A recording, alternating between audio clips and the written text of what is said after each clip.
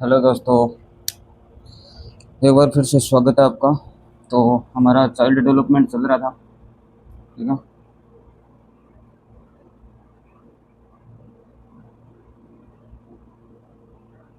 ये child development का अपना पार्ट 2 रहेगा। ठीक है। तो पिछली क्लास में हमने अभिवृद्धि, विकास, ग्रोथ एंड डेवलपमेंट के बारे में पढ़ा था। ठीक है। और उसकी थोड़ी बहुत हमने विशेषताएं भी पढ़ी थी। ठीक है। तो आज है वो हम पढ़ेंगे जो डेवलपमेंट के नियम है या इसके जो प्रिंसिपल है। ठीक है।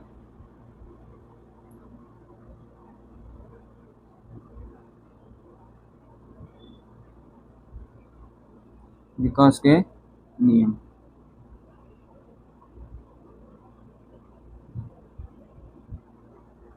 विकास के कौन कौन से नियम हैं उनकी हम बात करेंगे।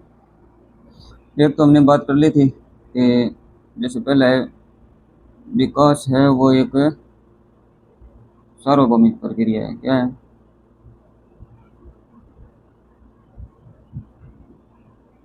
सार्वभौमिक प्रक्रिया है। यानी development is a universal process. ठीक है। इसका मतलब क्या है सार्वभौमिक प्रक्रिया? तो मैंने आपको बताया था कि ये केवल एक क्षेत्र विशेष तक सीमित नहीं है। क्या नहीं है? क्षेत्र विशेष तक सीमित नहीं है। ठीक है। इसका मतलब क्या हुआ? ये हर जगह लागू होता है। आपको अपने जो अर्थ है ना, अर्थ के कौन से भी कॉन्टिनेंट में चले जाओ, ठीक है, कोई से भी, चाहे आप अमेरिका में चले जाओ, ऑस्ट्रेलिया चले जाओ, अफ्रीका चले जाओ। ठीक है। ऑस्ट्रेलिया, अफ्रीका, ठीक है, कहीं पे भी जाओ, विकास है ना, सब में स्टेजेस सेम ही आती है। ठीक है। जैसे इन्फेंसी हो गई यानी शिशुअवस्था। ठीक है। फिर बाल्यावस्था आ गई, चाइल्डहुड, फिर एडोलसेंस यानी किशोरावस्था। ठीक है। तो ये सब में ही आती है। ठीक है। मतलब विकास का जो क्रम होता है ना और जो दिशा होती है वो सब में क्या है, एक समान होती है। ये सभी पर लागू है। ठीक है। अच्छा, इसमें कोई विशिष्ट स्थान है या मतलब प्राणी तक ये सीमित नहीं होती। विकास क्या है? विशिष्ट स्थान या किसी प्राणी तक क्या है, सीमित नहीं है। ठीक है। तो हम क्या कह सकते हैं कि विकास क्या है, एक है सार्वभौमिक प्रक्रिया है। अब हम चलते हैं नंबर 2 की बात करते हैं।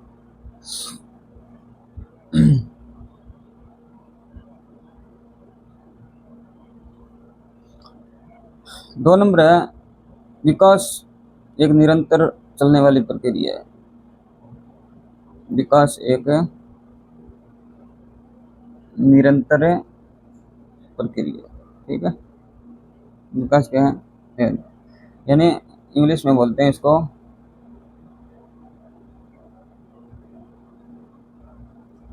डेवलपमेंट इज ए कॉन्टिन्यूअस, क्या आएगा, कॉन्टिन्यूअस प्रोसेस। ठीक है। विकास क्या है? एक निरंतर प्रक्रिया। या फिर हम कह सकते हैं कि एक क्या है, निरंतरता का सिद्धांत है। निरंतरता का सिद्धांत। ठीक है। अच्छा, निरंतरता का मतलब इसमें क्या है कि अ, हमें पता है विकास क्या है, कभी न रुकने वाली, क्या, विकास कभी न रुकने वाली प्रक्रिया है। इसका मतलब क्या हुआ कि विकास कभी रुकता नहीं है, वो क्या चलता रहता है। हाँ, ये हो सकता है कि कभी तो बहुत तीव्र होगा, कभी बहुत धीमा हो जाएगा, ठीक है, फिर तीव्र हो जाएगा, पर रुकता नहीं है ये। ठीक है। तो इससे हम क्या कह सकते हैं कि विकास क्या है, न रुकने वाली प्रक्रिया है। और ये कहाँ से, गर्भाधान से शुरू होता है और कहाँ तक चलता है, मृत्यु तक।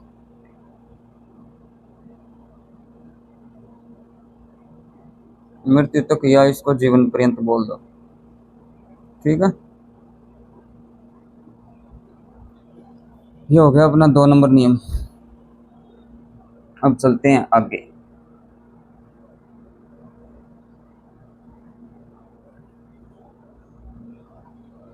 तीसरा है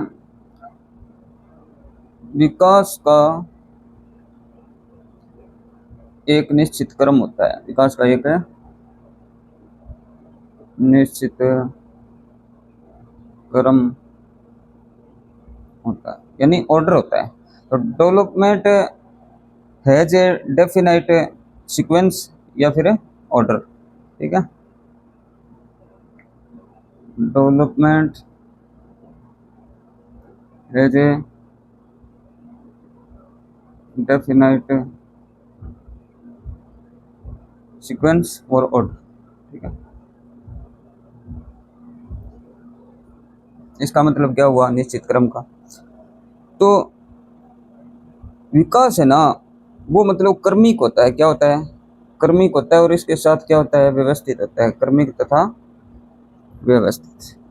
ठीक है, मतलब एक ऑर्डर में चलता है विकास। ठीक है, अच्छा, अब इस क्रम में है ना, जैसे कोई प्रजाति है। ठीक है, हम बात करते हैं कोई प्रजाति या स्पीशीज। ठीक है, तो कोई प्रजाति विशेष के जो सभी सदस्य हैं उनमें एक जैसा निश्चित क्रम मिलेगा हमें। ठीक है, जैसे मैं आपको अपने मानवों के बारे में बताता हूँ। तो बच्चा जैसे पहले मैंने बताया था कि बैठना सीखेगा। ठीक है, बैठना सीख लिया। बैठना सीखने के बाद वो क्या करेगा? घुटनों के बल चलेगा, घुटनों के बल चलेगा। ठीक है, फिर अपने पैरों पर, फिर अपने पैरों पर। इसका मतलब एक क्रम के रूप में है ये। ठीक है, तो विकास क्या है? क्रमिक और क्या होता है? व्यवस्थित। व्यवस्थित होता है, वो हर प्रजाति की अलग अलग होती है।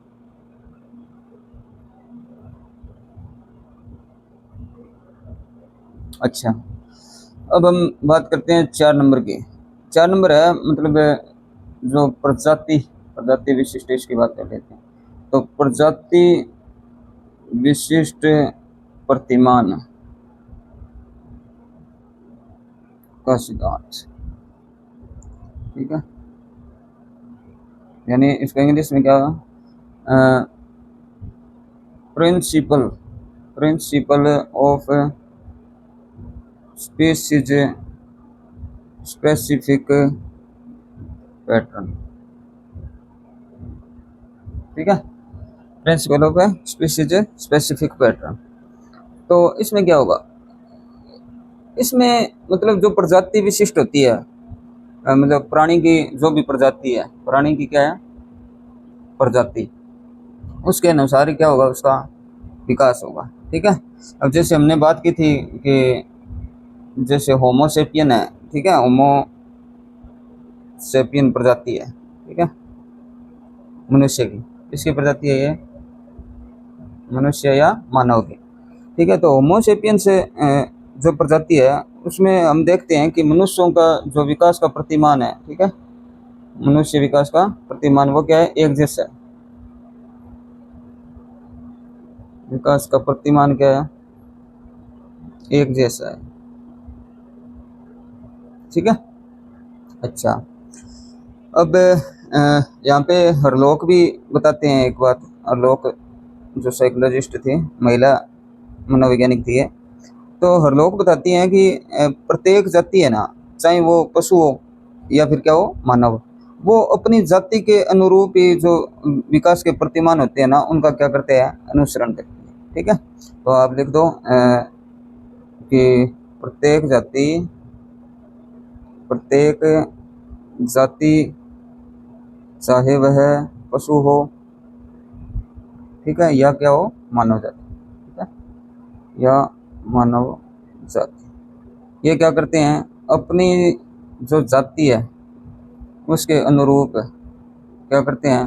उसके अनुरूप ही जो विकास का प्रतिमान है, विकास, विकास के प्रतिमानों, विकास के प्रतिमानों का क्या करती है? अनुसरण करती है। ठीक है, ये बात किसकी कर ली हमने, प्रजाति विशिष्ट प्रतिमान सिद्धांत, ठीक है। अगर किसी को लिखना हो तो वो स्किप करके मतलब स्किप बोल रहा हूँ, उसको पॉज करके, ठीक है, तो आप पॉज करके देख कर लिख सकते हो, ठीक है, कोई बात लिखनी है। अच्छा, नेक्स्ट हम बात करते हैं कि डेवलपमेंट इज प्रेडिक्टेबल। कितने 5 नंबर आ गया क्या, ठीक है। तो विकास है वो क्या है, पूर्व कथनीय है, क्या है, पूर्व कथनीय है, या फिर क्या कर सकते हैं, इसकी भविष्यवाणी कर सकते हैं, क्या कर सकते हैं, भविष्यवाणी कर सकते हैं, विकास की क्या कर सकते हैं, भविष्यवाणी, यानी डेवलपमेंट इज प्रेडिक्टेबल, ठीक है, डेवलपमेंट इज प्रेडिक्टेबल, ठीक है। अब हमें पता है कि जो विकास के प्रतिमान है, ठीक है, वो क्या है, निश्चित होते हैं, क्या होते हैं, यानी एक निश्चित क्रम में ही होते हैं, पहले जैसे एक के बाद दूसरी अवस्था आएगी, ठीक है। अच्छा,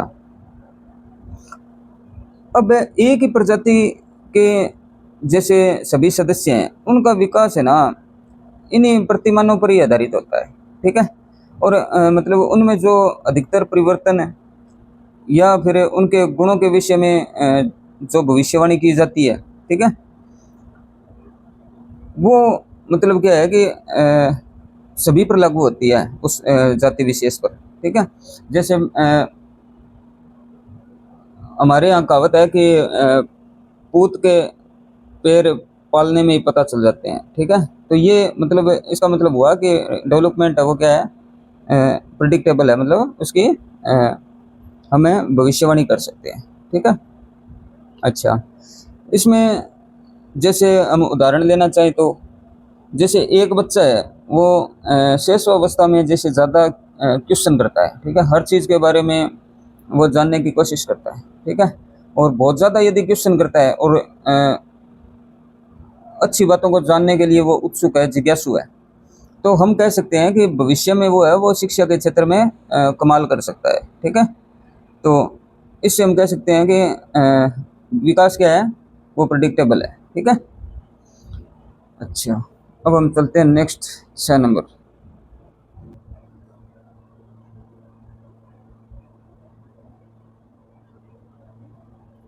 6 नंबर है अपना, विकास की गति परिवर्तित होती रहती है, क्या है, परिवर्तित होती रहती है। अच्छा, इसका मतलब है विकास की जो गति है वो फिक्स नहीं होती, क्या नहीं होती, फिक्स नहीं होती, ठीक है। तो आप लिख सकते हो कि the rate of development, the rate of development varies is not fixed, ठीक है। तो हमें पता है कि विकास निरंतर चलता रहता है, ठीक है, निरंतर चलता रहता है, तो इसकी गति क्या है, हमेशा एक जैसी नहीं होती, गति क्या है, हमेशा एक जैसी नहीं होती, ठीक है, नहीं होती। जैसे जैसे शेष अवस्था है, ठीक है, शेष अवस्था में क्या होगी, शुरू के जो 0 से 3 वर्ष है उसमें क्या होगी, तीव्र होगी, ठीक है, 3 से 6 वर्ष है उसमें क्या होगी, धीमी होगी, ठीक है। पर लगभग हम यही मान लेते हैं कि 0 से 6 होती है, तो हम मान लेते हैं तीव्र है, ठीक है। फिर जैसे बाल्यावस्था है, चाइल्डहुड, इसमें क्या होगा, जो 7 से 12 है इसमें भी धीमी हो जाएगी दोबारा, ठीक है। और फिर एडोलसेंस है यानी किशोरावस्था, इसमें क्या होगी, तीव्र होगी, ठीक है। तो विकास की जो गति है वो हमेशा एक जैसी नहीं रहती, कभी तो वो तेज होती है, फिर धीमी, फिर तेज, ठीक है। इस प्रकार क्या है, विकास निरंतर है, चलता रहता है, और उसकी गति में भी क्या होता है, परिवर्तन होता रहता है, ठीक है। अच्छा, अब हम बात करते हैं अगले नियम की कि 7 नंबर आ गया क्या, प्रारंभिक विकास, प्रारंभिक विकास है वो जो उत्तर या जिसको प्रतिवर्ती बोलते हैं, क्या या प्रवृत्ति, क्या बोलते हैं, प्रवृत्ति, उत्तर या प्रवृत्ति विकास से क्या होता है, अधिक महत्वपूर्ण होता है, अधिक महत्वपूर्ण होता है। इसका मतलब क्या हुआ कि जो प्रारंभिक एज होती है, जैसे शेष अवस्था है, ठीक है, शेष अवस्था जिसको जीवन का निर्माणकारी काल बोलते हैं। क्या बोलते हैं? निर्माणकारी काल, या एक प्रकार की जो नींव है, ठीक है, क्या है? नींव। ये क्या है? शेष अवस्था है। ये ज़्यादा महत्वपूर्ण होती है, ठीक है। और इसके साथ आ जाएगी बाल्यावस्था। क्या आ जाएगी?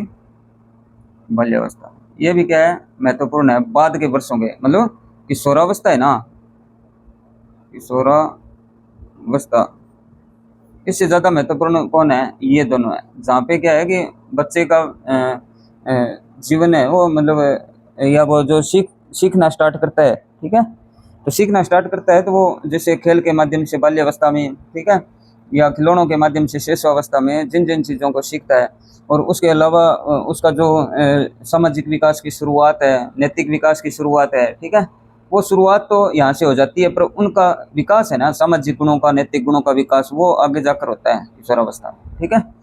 अच्छा, तो हम ये कहते हैं कि जो प्रारंभिक विकास है वो बाद के विकास से क्या होता है? ज़्यादा महत्वपूर्ण होता है, ठीक है।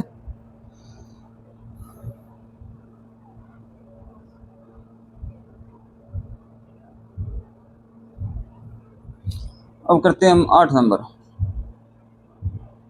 8 नंबर में आ गया जैसे व्यक्तिक अंतर का सिद्धांत। क्या आ गया? व्यक्तिक अंतर का सिद्धांत, ठीक है। व्यक्ति मतलब प्रिंसिपल ऑफ इंडिविजुअल डिफरेंसेस, ठीक है। तो हमें पता है कि जो सभी बालक हैं, ठीक है, तो बालकों में जो विकास का पैटर्न होता है वो क्या होता है? एक समान होता है, लेकिन उनमें पैटर्न समान होने से कुछ नहीं होता, ठीक है। मेन है उनकी जो व्यक्तिगत विभिन्नताएं हैं या व्यक्तिगत विभिन्नताएं हैं। क्या है? व्यक्तिगत विभिन्नताएं। इस पर विकास, इससे विकास क्या होता है? प्रभावित होता है, ठीक है। अच्छा, तो व्यक्तिगत विभिन्नता में मतलब ऐसी कौन कौन सी चीज़ें आती हैं? जैसे कोई दो बच्चे हैं, ठीक है, जैसे मैंने ले लिए दो बच्चे हैं, ठीक है, तो इनकी क्षमताएं है ना, क्षमताएं वो क्या है? समान नहीं है। क्या नहीं है? समान नहीं है, ठीक है। इसका मतलब इनकी आईक्यू है वो क्या है? डिफरेंट है। क्या है? आईक्यू डिफरेंट है, ठीक है। आईक्यू डिफरेंट है, इनकी सोचने की, समझने की जो क्षमताएं हैं वो क्या है? अलग अलग है दोनों की, ठीक है। अच्छा, तो इसका मतलब ये हुआ कि मतलब व्यक्तिगत विभिन्नताओं से भी क्या होता है? विकास प्रभावित होता है, और प्रत्येक व्यक्ति व्यक्तिगत विभिन्नताओं के कारण क्या होता है? अलग अलग तरह का विकास प्रदर्शित करता है, या हम उसके विकास में अंतर देखते हैं, ठीक है। दो अलग बच्चे हैं तो दोनों का जो विकास में अंतर होगा वो हम किसके माध्यम से देखेंगे? व्यक्तिगत विभिन्नताओं के माध्यम से, ठीक है। तो इसको व्यक्तिगत अंतर का सिद्धांत भी बोलते हैं, ठीक है। अच्छा, अब हम चलते हैं आगे।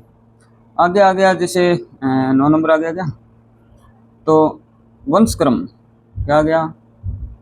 वंशक्रम। और जो वातावरण की अंतःक्रिया है, हमने बात की थी वंशक्रम एवं वातावरण की अंतःक्रिया का सिद्धांत,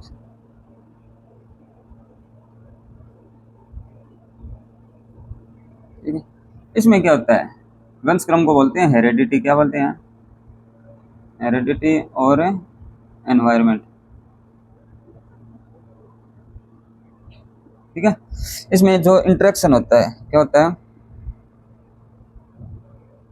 इंटरेक्शन यानी अंतःक्रिया, उसके बाद।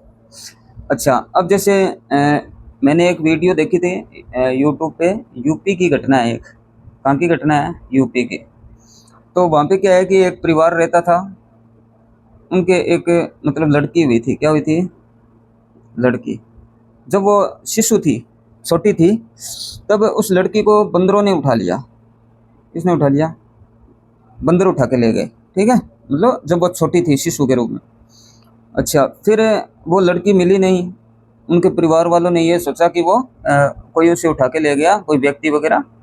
तो बहुत सालों बाद, लगभग मैं कहूँगा 10 साल बाद, ठीक है, 10 साल बाद मतलब उस लड़की को देखा गया बंदरों के साथ, ठीक है।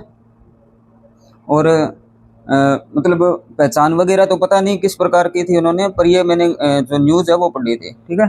तो वो लड़की बड़ी हो चुकी थी, ठीक है। तो वो बंदर, जो बंदर जैसी चाल चलते हैं वैसे ही चल रही थी, ठीक है।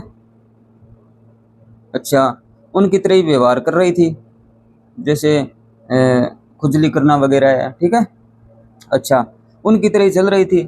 तो अब क्या है कि जो रेस्क्यू टीम है उन्होंने उस लड़की को रेस्क्यू किया, ठीक है, रेस्क्यू किया। तो अब क्या वो लड़की है वो मतलब रिकवर हो पाएगी क्या? नहीं हो पाएगी। क्यों नहीं हो पाएगी? क्योंकि जो उसकी शेष अवस्था थी, जहाँ पे उसको बहुत सारी चीज़ें सीखनी थी अपने घर परिवार में, एक मानव को, मानव है ना, उसका वातावरण और उसका वंशक्रम बनाता है, ठीक है। अच्छा, तो वातावरण का बहुत ज़्यादा प्रभाव पड़ता है, किसका? वातावरण का,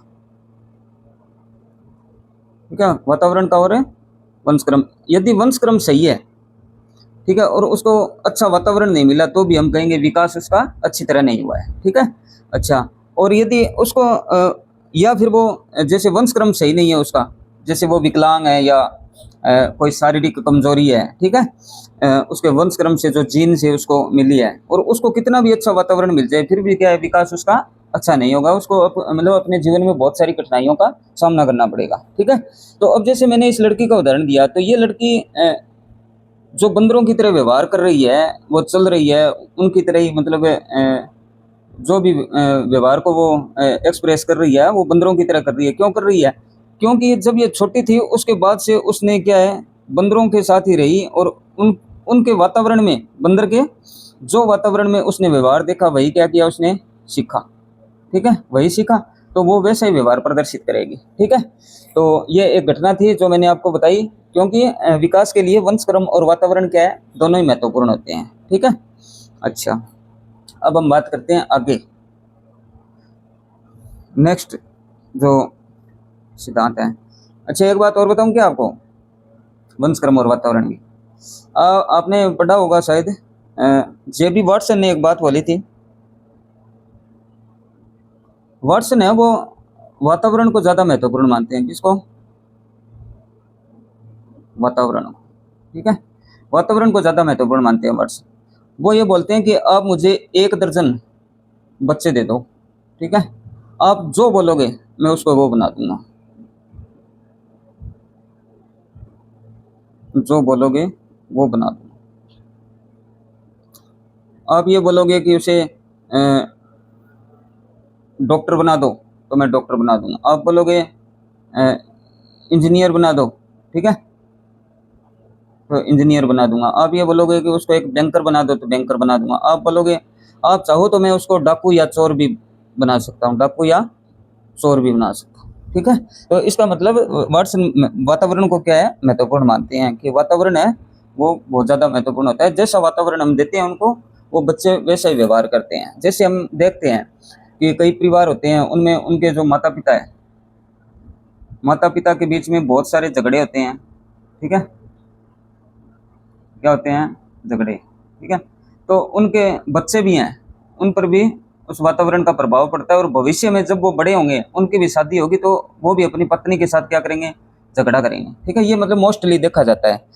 तो और यदि अच्छा वातावरण मिलता है, तो उनके बच्चे हैं वो अच्छा जीवन यापन करते हैं, और वो अच्छे नियंत्रण वाला जीवन मतलब अपना यापित करते हैं, ठीक है। अब बढ़ते हैं हम आगे।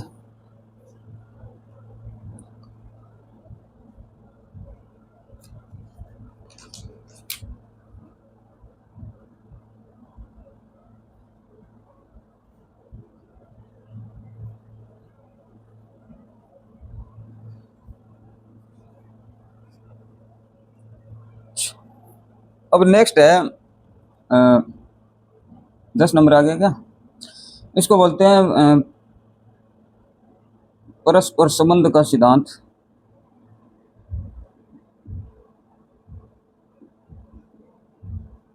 या इसको सहसंबंध का सिद्धांत बोलते हैं। क्या बोलते हैं?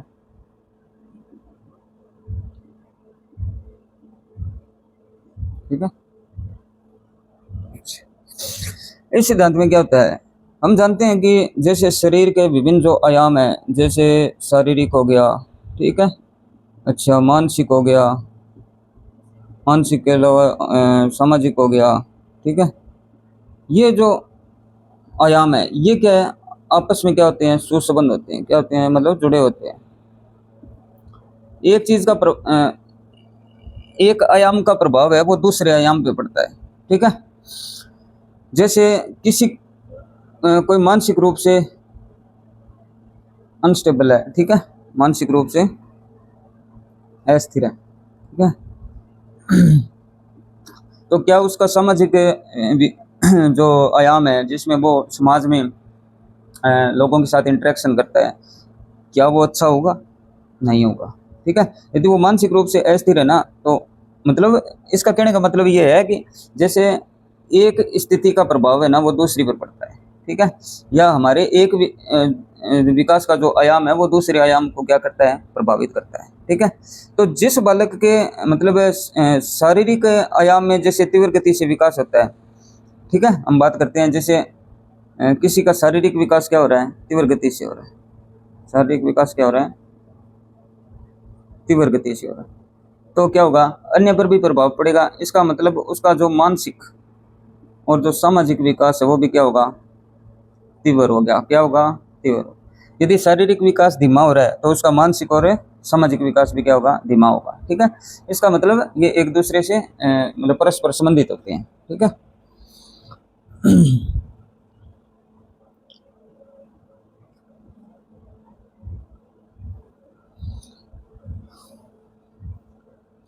और एक जैसे एकीकरण का सिद्धांत आता है, इंटीग्रेटेड, ये तो हमने बात कर ली थी कल, एकीकरण का सिद्धांत। ठीक है। एकीकरण के सिद्धांत में हमने बात की थी कि जो विकासात्मक परिवर्तन होते हैं उसके दौरान बालक पहले तो जैसे संपूर्ण अंग को और फिर अंग के कुछ जो विशेष, या जैसे मैं मैंने बताया था कि जैसे पहले बच्चा है ना पेन पकड़ेगा, ठीक है, तो पेन को पकड़ने के लिए किसका इस्तेमाल करेगा? पूरी बॉडी का, पूरी बॉडी को ले जाएगा। और फिर जब वो विकास हो जाएगा तब वो क्या है? सिर्फ उंगलियों या हाथ से,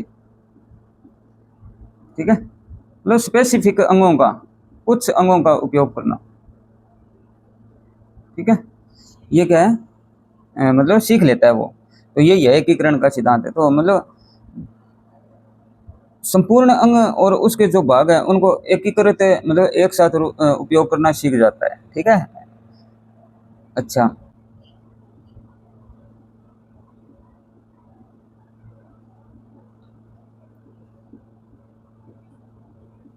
विकास में पूर्ण से अंगों की ओर, पूर्ण से अंगों की ओर, अंगों से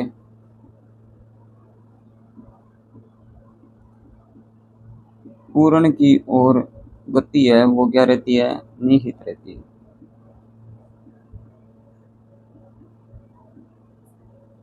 और विभिन्न अंगों का एकीकरण ही गतियों की सरलता को संभव बनाता है। ठीक है। ये बात किसने बोली? कुप्पस्वामी ने। ठीक है। तो इसका मतलब है वो पूरी बॉडी का और स्पेसिफिक अंगों में कोऑर्डिनेशन बना देता है। ठीक है। और एक साथ काम करने लग जाते हैं।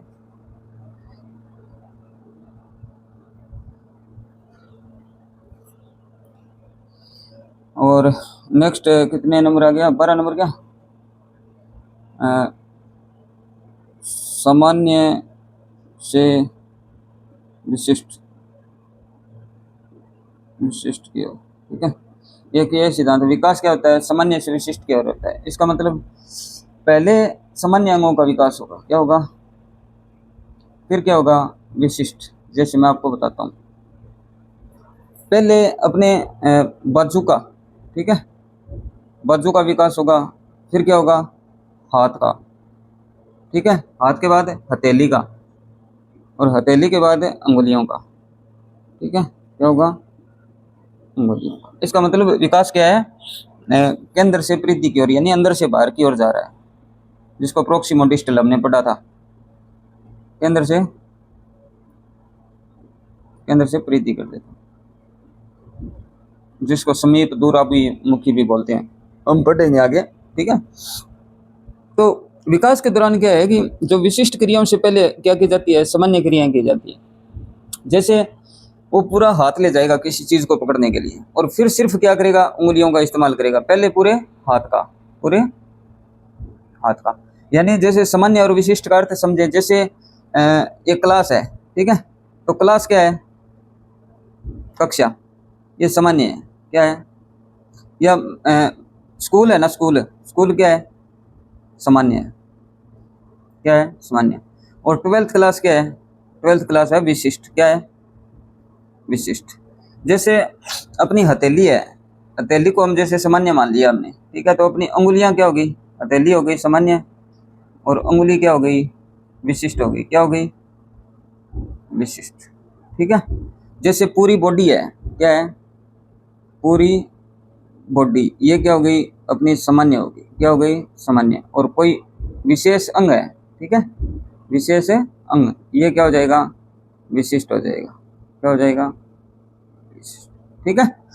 तो डेवलपमेंट क्या है? जनरल टू स्पेसिफिक होता है, ठीक है। अच्छा, तो हमने बात की कि विकास के दौरान जो विशिष्ट क्रियाएं होती है उसमें पहले क्या होती है? सामान्य क्रियाएं पाई जाती है, ठीक है, और समय के साथ वो धीरे धीरे सामान्य से विशिष्ट अनुक्रियाएं हैं वो विकसित हो जाती है, ठीक है। जैसे हमने बात की कि शुरू में जो शिशु होता है वो किसी वस्तु तक पहुंचने के लिए मतलब संपूर्ण शरीर को घुमाने का प्रयत्न करता है, ठीक है, परंतु धीरे धीरे सिर्फ वो हाथ को ही वस्तु तक लेके जाता है, ठीक है। इसका मतलब पहले सामान्य क्रियाएं करता है और बाद में क्या करता है? विशिष्ट क्रियाएं करता है, ठीक है। अब हम बढ़ते हैं आगे।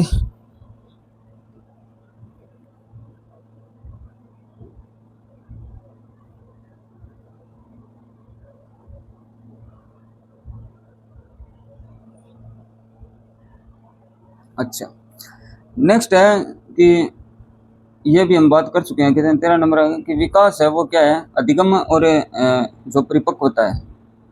हमने वंशक्रम इंटू अधिगम किया था, परिपक्वता इंटू अधिगम नहीं किया, ठीक है। तो ये यहाँ पे हो जाएगा। तो विकास क्या है? विकास परिपक्वता, या परिपक्वता और अधिगम, और अधिगम के परिणाम स्वरूप होता है, परिणाम स्वरूप है, ठीक है। इसका अर्थ क्या है कि विकास है वो परिपक्वता और अधिगम के परिणाम स्वरूप होता है, यानी आनुवंशिक रूप से जो उपस्थित गुण होते हैं, मैं बात करता हूं किसकी?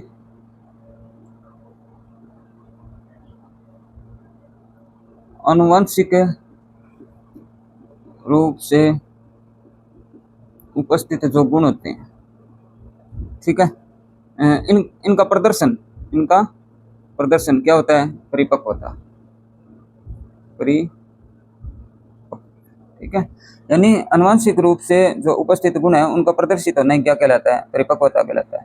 इसमें जैसे परिपक्वता से संबंधित देखो तो जैसे हमारे एक तो आ गया जो शारीरिक अंग है, ठीक है, उसके अलावा जैसे एक हो गया अपना जो नर्व सिस्टम है, यानी तंत्रिका तंत्र। क्या हो गया? तंत्रिका तंत्र। अच्छा, और जैसे हम कह सकते हैं कि मांसपेशियां आ गई, ठीक है, क्या आ गई? मांसपेशी। तो ये चीजें किस में आ जाएगी? अपने परिपक्वता में। अच्छा, तो हमें पता है कि ये जो मांसपेशियां हैं, जो तंत्रिका तंत्र है, और मतलब जो शारीरिक अंग है, उनमें क्या समय के साथ क्या आती है? सक्षमता आ जाती है, यानी ये विकसित होते हैं समय के साथ, मजबूत होते हैं और ज्यादा परिपक्व होते हैं, ठीक है। अच्छा, तो और अधिगम, अधिगम में मतलब है अकेली जो परिपक्वता है उससे सिर्फ विकास नहीं होता, इसके साथ अधिगम की भी क्या होती है? महत्वपूर्ण भूमिका होती है। कैसे? जैसे परिपक्वता आ जाने पर हमें जैसे अभ्यास का अवसर मिलना चाहिए, ठीक है, या फिर अधिगम का होना जरूरी है। जैसे अभ्यास कराने से पहले जैसे संबंधित अंग हैं या पेशियां हैं, इनमें क्या है, परिपक्वता होना आवश्यक है। मतलब एक तो ये सूत्र याद रखना, विकास बराबर परिपक्वता इंटू अधिगम, परिपक्वता इंटू, ठीक है, मैच्योरिटी इंटू लर्निंग। अच्छा, तो इसका मतलब है कि जो हमारी शरीर की मैच्योरिटी है, ठीक है, या बालक की या शिशु की जो भी मैच्योरिटी है और उसकी लर्निंग है, उन दोनों का बीच का जो इंटरेक्शन है, यानी दोनों का जो गुणात्मक संबंध है, वो क्या होता है, विकास होता है। ठीक है। अच्छा, अब जैसे बहुत सारे मनोवैज्ञानिक थे जिन्होंने बताया कि जो परिपक्वता और अधिगम है वो क्या एक दूसरे के पूरक है, यानी एक सिक्के के दो पहलू हैं, या उनमें गुणात्मक संबंध है या अंतःक्रियात्मक संबंध है। ठीक है। तो एक नाम आता है अपने हिलगार्ड का, किसका नाम आता है, हिलगार्ड। हिलगार्ड ने क्या बोला है, हिलगार्ड ने परिपक्वता और अधिगम में मतलब घनिष्ठ संबंध बताया है, और इनके अनुसार जो प्रभावी विकास की दृष्टि से सीखना और जो परिपक्वता है वो दोनों ही क्या है, जो विवाहित दंपति होते हैं उनके समान साथ साथ चलने वाले होते हैं। जैसे पति और पत्नी जैसे साथ साथ चलते हैं ना अपने वैवाहिक जीवन में, वैसे क्या है, परिपक्वता और अधिगम चलते हैं विकास में, परिपक्वता और अधिगम। ठीक है, ये क्या चलते हैं साथ साथ। ये किसने बताया, हिलगार्ड ने। अच्छा, फिर जैसे एक हरलोक ने भी बताया कि जो शारीरिक और मानसिक गुणों का विकास है वो मतलब आंशिक रूप से व्यक्ति के अभ्यास और प्रयास से होता है। ठीक है, तो मतलब परिपक्वता के साथ क्या है, लर्निंग जरूरी है, मेन बात यही है। जैसे एक 1.5 वर्ष का बालक है, ठीक है, वो चलो मैं बात कर लेता हूँ। अब जैसे हम बात करते हैं, एक तो जैसे शिशु है, ठीक है, अब वो पेंसिल से लिख नहीं सकता, पेंसिल को पकड़कर लिख नहीं सकता। ठीक है, क्या नहीं सकता, लिख नहीं सकता। अच्छा, क्यों, क्योंकि इसका जो विकास है वो हुआ नहीं है अभी पूर्ण, यानी विकास पूर्ण नहीं। ठीक है, ये कारण आ गया। अच्छा, एक हम अनपढ़ व्यक्ति लेते हैं या प्रौढ़ लिख देते हैं, अनपढ़ की जगह क्या लिख देते हैं, प्रौढ़। ठीक है, तो प्रौढ़ है, प्रौढ़ क्या करेगा, प्रौढ़ को जैसे पढ़ना लिखना नहीं आता, तो उसको हम यदि पेंसिल देंगे तो क्या वो लिख पाएगा, क्या लिख पाएगा, नहीं लिख पाएगा। क्यों नहीं लिख पाएगा, क्योंकि इसकी क्या नहीं हुई, लर्निंग, यानी अधिगम नहीं हुआ, इसने अधिगम नहीं किया। ठीक है, तो विकास तो इस प्रौढ़ का हो चुका है।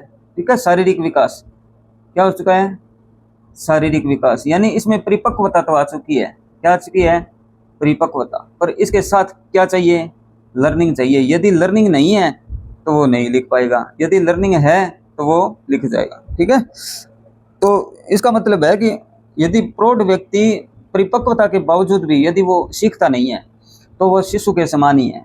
ठीक है, चाहे वो परिपक्व हो चुका हो। तो इसका मतलब ये है कि विकास में परिपक्वता के साथ साथ क्या जरूरी है, अधिगम जरूरी है। ठीक है,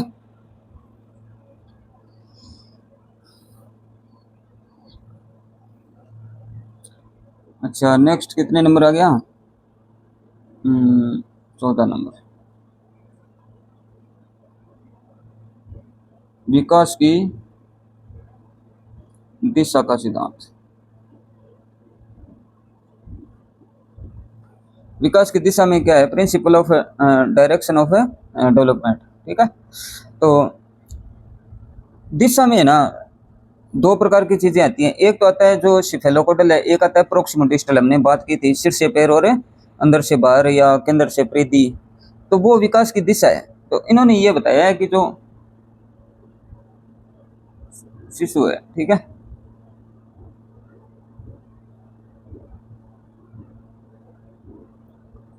इसमें जो विकास है, मैं चलो सीधा ही लेता हूँ। ठीक है, हम ऐसे ले लेते हैं।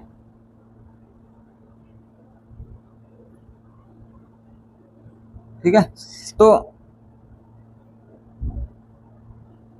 ये क्या है, विकास की दिशा का सिद्धांत है। ठीक है, विकास की दिशा में एक तो नाम आता है सिफेलोकोडल, क्या आता है, सिफेलोकोडल। ठीक है, सिफेलोकोडल को बोलते हैं एक तो सिर से पैर, सिर से पैर की ओर। ठीक है। और क्या बोलते हैं, और बोलते हैं ऊपर से नीचे की ओर, ऊपर से यानी ये विकासवाद का, ठीक है, यानी ऊपर से नीचे की ओर, ठीक है, ऊपर से नीचे की ओर होता है। और इसको बोलते हैं शिरोपदाभिमुखी, क्या बोलते हैं, शिरोपदाभिमुखी, ठीक है। और क्या बोलते हैं, मस्तकाधोमुखी, क्या बोलते हैं, मस्तकाधोमुखी क्रम, ठीक है। तो मस्तकाधोमुखी में मतलब है मस्तक से लेकर पैर तक, नीचे तक बात कर रहा है, सिर से लेकर पैर तक शिरोपदाभिमुखी, ऊपर से नीचे, ठीक है, या सिर से पैर, या इंग्लिश में बोलते हैं सिफेलोकोडल। तो ये तो आ गया अपना पहला, क्या आ गया, सिफेलोकोडल। तो ये विकास की दिशा है वो दो प्रकार से होती है। पहला क्या है, सिफेलोकोडल यानी सिर से पैर, ऊपर से नीचे, शिरोपदाभिमुखी या मस्तकाधोमुखी क्रम, ठीक है। अब बात करते हैं जो सेकंड दिशा है उसकी, ठीक है। सेकंड में आ जाएगा प्रोक्सिमो डिस्टल, क्या आएगा,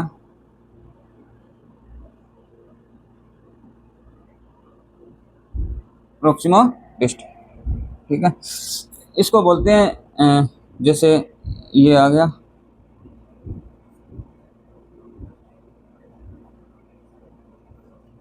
यहाँ से ये सेंटर पॉइंट है, इससे इधर होगा, ठीक है, समझ गए, और इससे इधर, ठीक है। तो ये हमने लिया केंद्र या बीच में, ठीक है। अच्छा, तो इसको बोलते हैं अंदर से बाहर, क्या बोलते हैं, अंदर से बाहर, अंदर से बाहर की ओर, ये विकास की दिशा है, अंदर से बाहर की ओर। या इसको बोलते हैं केंद्र से परिधि, क्या बोलते हैं, केंद्र से परिधि की ओर, ठीक है। और क्या बोलते हैं, और बोलते हैं इसको समीप दूराभिमुखी, क्या बोलते हैं, समीप दूराभिमुखी, ठीक है, यानी समीप से दूर, ठीक है। तो ये विकास की जो दिशा का सिद्धांत है वो, विकास की दिशा है वो दो तरीके से होती है, एक होती है सिफेलोकोडल और एक क्या होती है, प्रोक्सिमो डिस्टल, ठीक है। अच्छा, इसके अलावा जैसे हमने सिफेलोकोडल पढ़ा था तो उसमें नाम पढ़ लिया, एक जैसे शिरोपुच्छी होता है, सिर से पूंछ की ओर या पैर की ओर, समझ गए, और शीर्षपदीय भी बोल देते हैं उसको। और जो प्रोक्सिमो डिस्टल है इसमें जैसे केंद्र शिरोभिमुखी भी बोल देते हैं, निकट दूर हो गया, ठीक है। एक जैसे अपसारी और अभिसारी भी आता है, ठीक है। तो ये बातें हो गई।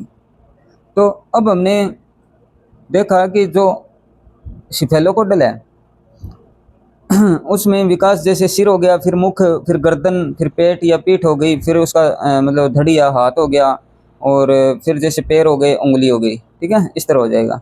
तो इसमें विकास में जैसे सिर उठाएगा, आंखें घुमाएगा, करवट बदलेगा, या पेट या पीठ के बल सरकेगा, या हाथों से खिलौनों को पकड़ेगा, फिर बैठेगा, रेंग कर चलेगा, ये चीज़ें आ गई, ठीक है। अच्छा, प्रोक्सिमो डिस्टल में भी हमने बात कर ली। प्रोक्सिमो डिस्टल में कि ऊपर से सॉरी अंदर से बाहर की ओर होता है, ठीक है। तो बालक पहले अपने जैसे कंधों पर नियंत्रण करता है, फिर कूणी पे करता है, कोहनी पे, फिर कलाई पे, फिर जो हथेली है उसकी उंगलियों पर, ठीक है, ऐसे करके विकास होता है। तो ये हो गया विकास की दिशा का सिद्धांत, ठीक है। तो इसका प्रश्न बहुत बार पूछा जाता है, ठीक है, सिफेलोकोडल और प्रोक्सिमो डिस्टल का। अच्छा, अब आ गई जैसे 15 नंबर आ गई क्या, इसकी बात हम कर चुके हैं कि विकास है वो क्या है, रेखीय न होकर क्या होता है, रेखीय न होकर सर्पिलाकार होता है, क्या होता है, इसकी बात हम कर चुके हैं। बार बार लिखने से क्या फायदा होगा, सर्पिलाकार है होता है, यानी थोड़ा समझा दें, जैसे स्पाइरल नेचर होती है, एक सीधी रेखा नहीं होती, ठीक है, क्या होती है, स्पाइरल नेचर, कभी तीव्र होगा, फिर धीमा होगा, फिर तेज, फिर धीमा, ऐसी होती है, ठीक है। तो development is a spiral, not a linear, ठीक है, इसकी बात हम कर सके हैं।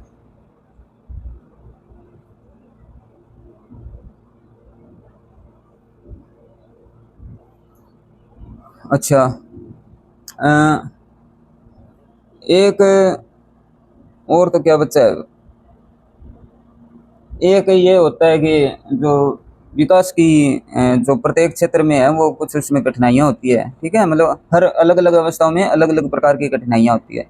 अच्छा, एक जो विकासात्मक अवस्था है उसमें क्या होती है, कुछ सोशल एक्सपेक्टेंसी होती है, मतलब एक्सपेक्टेशंस बोलते हैं उसको, सामाजिक प्रत्याशाएं, ठीक है।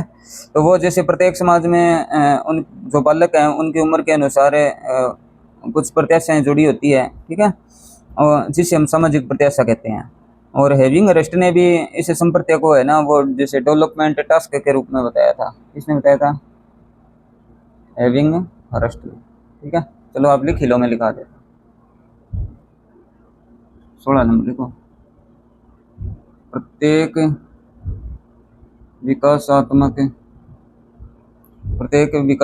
अवस्था में कुछ सामाजिक प्रत्याशाएं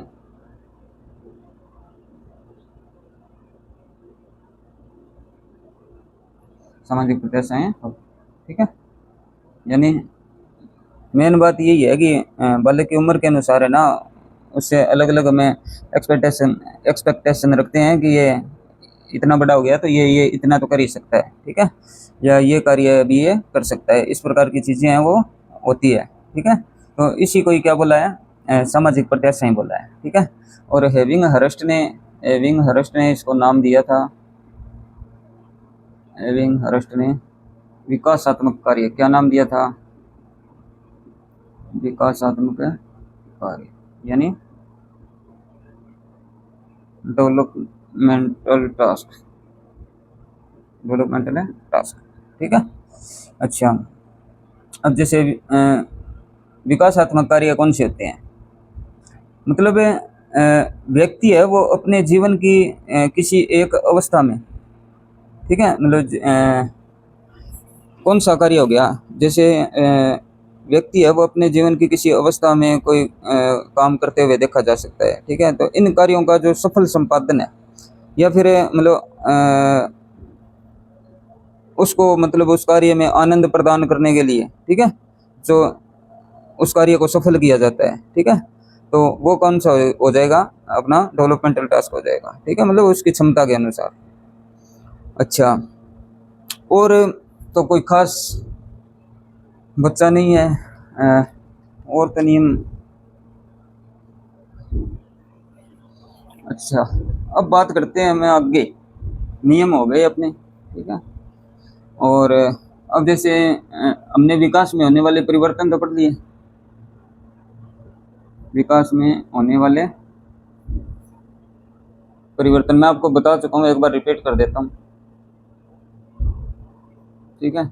जैसे मैंने 4 बताया था, एक बताया था आपको आकार में बढ़ोतरी या आकार का बढ़ना, सॉरी, आकार में परिवर्तन, क्या लिखाया था, आकार में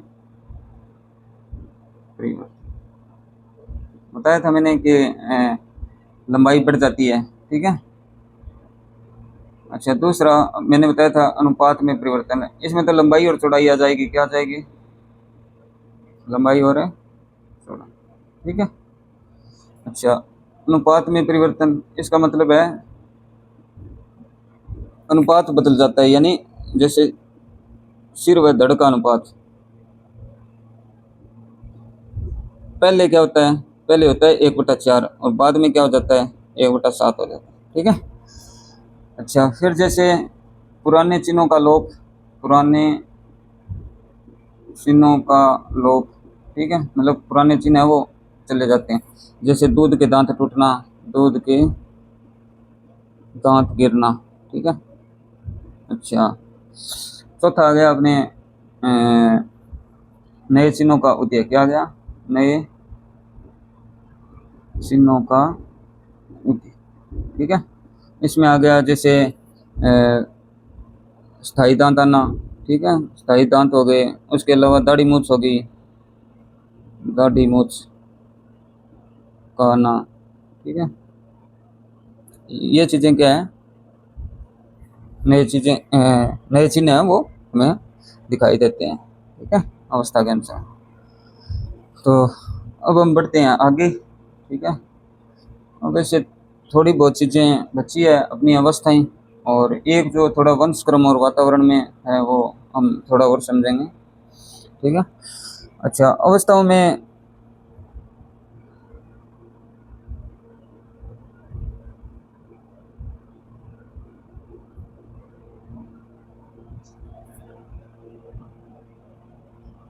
अब जैसे अवस्थाएं आ गई विकास की, ठीक है, तो विकास की अवस्थाएं।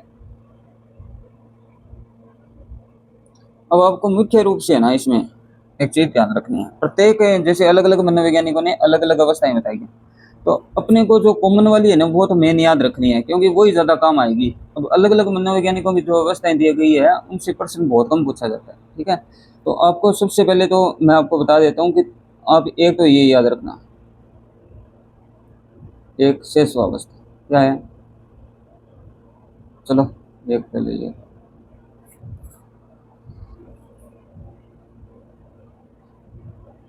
गर्भावस्था क्या, ठीक है। गर्भावस्था में होगा, इसका समय है गर्भाधान से लेकर गर्भाधान से 9 माह 10 दिन या फिर 280, ठीक है। ये तो आपको मैं पढ़ा चुका हूँ, जो पेरेंटल स्टेज है जिसमें हमने जो जर्मिनल स्टेज है, एम्ब्रियोनिक स्टेज है और फीटस स्टेज है, तीन पढ़ी थी, ठीक है। और सेकंड जो एम्ब्रियोनिक स्टेज है उसके हमने तीन परतों के बारे में भी पढ़ा था, एंडो ड्रम, मेसोड्रम और एक्टोड्रम, ठीक है। फिर हमने उनमें होने वाले अंगों के निर्माण की बात की थी, और फिर हमने फीटस स्टेज में बात की थी कि फीटस में इनका क्या होता है, विकास होता है, ठीक है। अच्छा, अब ये तो आप जैसे अलग से ही याद रख लो, ठीक है। अब जो हमें पढ़नी है, जिसके प्रश्न पूछे जाते हैं, जिसमें पहले आ गई जैसे शेषावस्था, क्या आ गई, शेषावस्था। इंग्लिश में बोलते हैं इसको इन्फेंसी, क्या बोलते हैं, इन्फेंसी, ठीक है। इसकी एज मानी जाएगी जन्म से 6 वर्ष, जन्म से 6 वर्ष, ये मतलब ऑथेंटिक आंकड़ा है, ठीक है।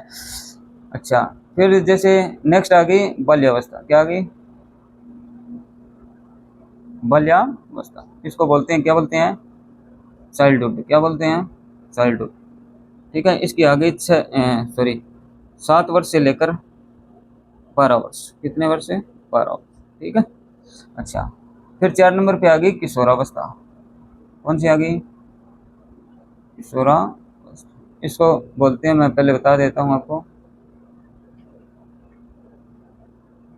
पेरेंटल स्टेज, ठीक है, इंग्लिश में इसको पेरेंटल वर्ड।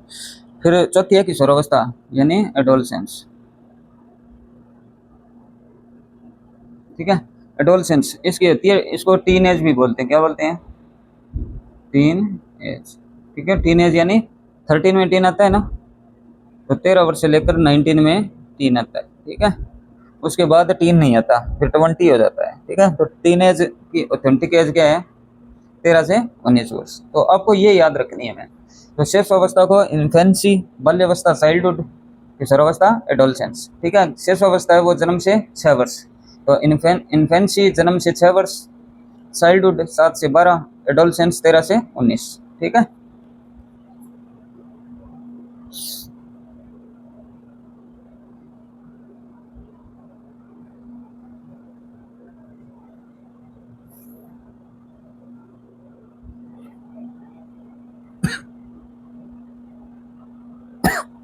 अब आपको एक बात और बताता हूँ, कई बार क्या है कि कुछ और शब्द यूज कर लिए जाते हैं, जैसे एक आ गया पूर्व बाल्यावस्था, क्या शब्द आ गया, पूर्व बाल्यावस्था। यदि पूर्व बाल्यावस्था शब्द आया है ना, ठीक है, तो हमें क्या करना पड़ेगा कि जो शेष अवस्था है, क्या है, शेष अवस्था, इसको हमें 0 से मतलब जन्म से 3 वर्ष तक समेटना पड़ेगा। कहाँ तक है, जन्म से 3 वर्ष। और जो पूर्व बाल्यावस्था है ये आ जाएगी 3 वर्ष से 6 वर्ष, ठीक है। अच्छा, फिर जैसे एक शब्द हो रहता है उत्तर बाल्यावस्था, क्या आता है, उत्तर बाल्यावस्था। तो उत्तर बाल्यावस्था तभी आएगा जब वो पूर्व बाल्यावस्था के बारे में बात कर रहा है, इसका मतलब उत्तर बाल्यावस्था क्या आ जाएगी, 7 से 12, ठीक है। जो पहले बाल्यावस्था थी वो पूर्व बाल्यावस्था के कारण क्या हो गया, उत्तर बाल्यावस्था में 7 से 12 हो गया, ठीक है। और शेष अवस्था है वो फिर दो भागों में बंट जाएगी। ठीक है, एक तो शेष अवस्था और एक पूर्व बाल्यावस्था, ये ध्यान रखना। ठीक है।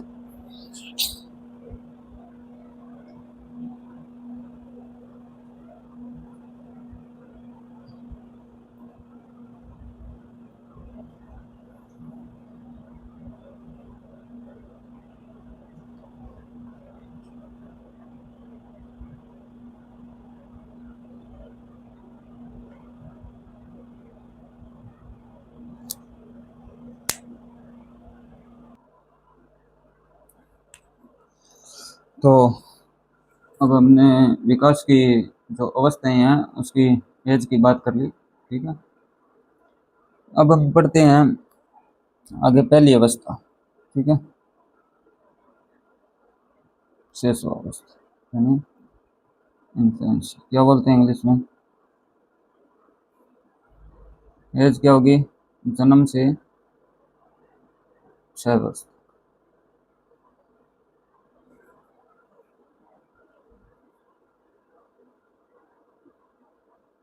ठीक है। अच्छा, अब जन्म से मतलब कई जगह 5 वर्ष भी आ जाता है, पर 6 वर्ष तक मानी जाती है। ठीक है। अच्छा, शेष अवस्था के बारे में फ्राइड ने एक बात बोली है, सिगमंड फ्राइड ने। ठीक है, कि मनुष्य को जो कुछ भी बनना होता है वो 4-5 वर्षों में बन जाता है। ठीक है, मनुष्य को जो कुछ बनना होता है, ठीक है,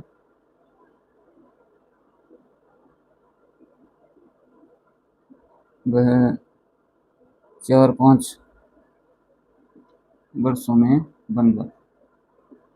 ठीक है, ये तो ये बात है। अच्छा, अब हमें कुछ इसके विशेषताओं के बारे में बात करते हैं शेष अवस्था की। ठीक है, अब एक तो इसको बोलते हैं जीवन का सबसे महत्वपूर्ण काल, क्या बोलते हैं,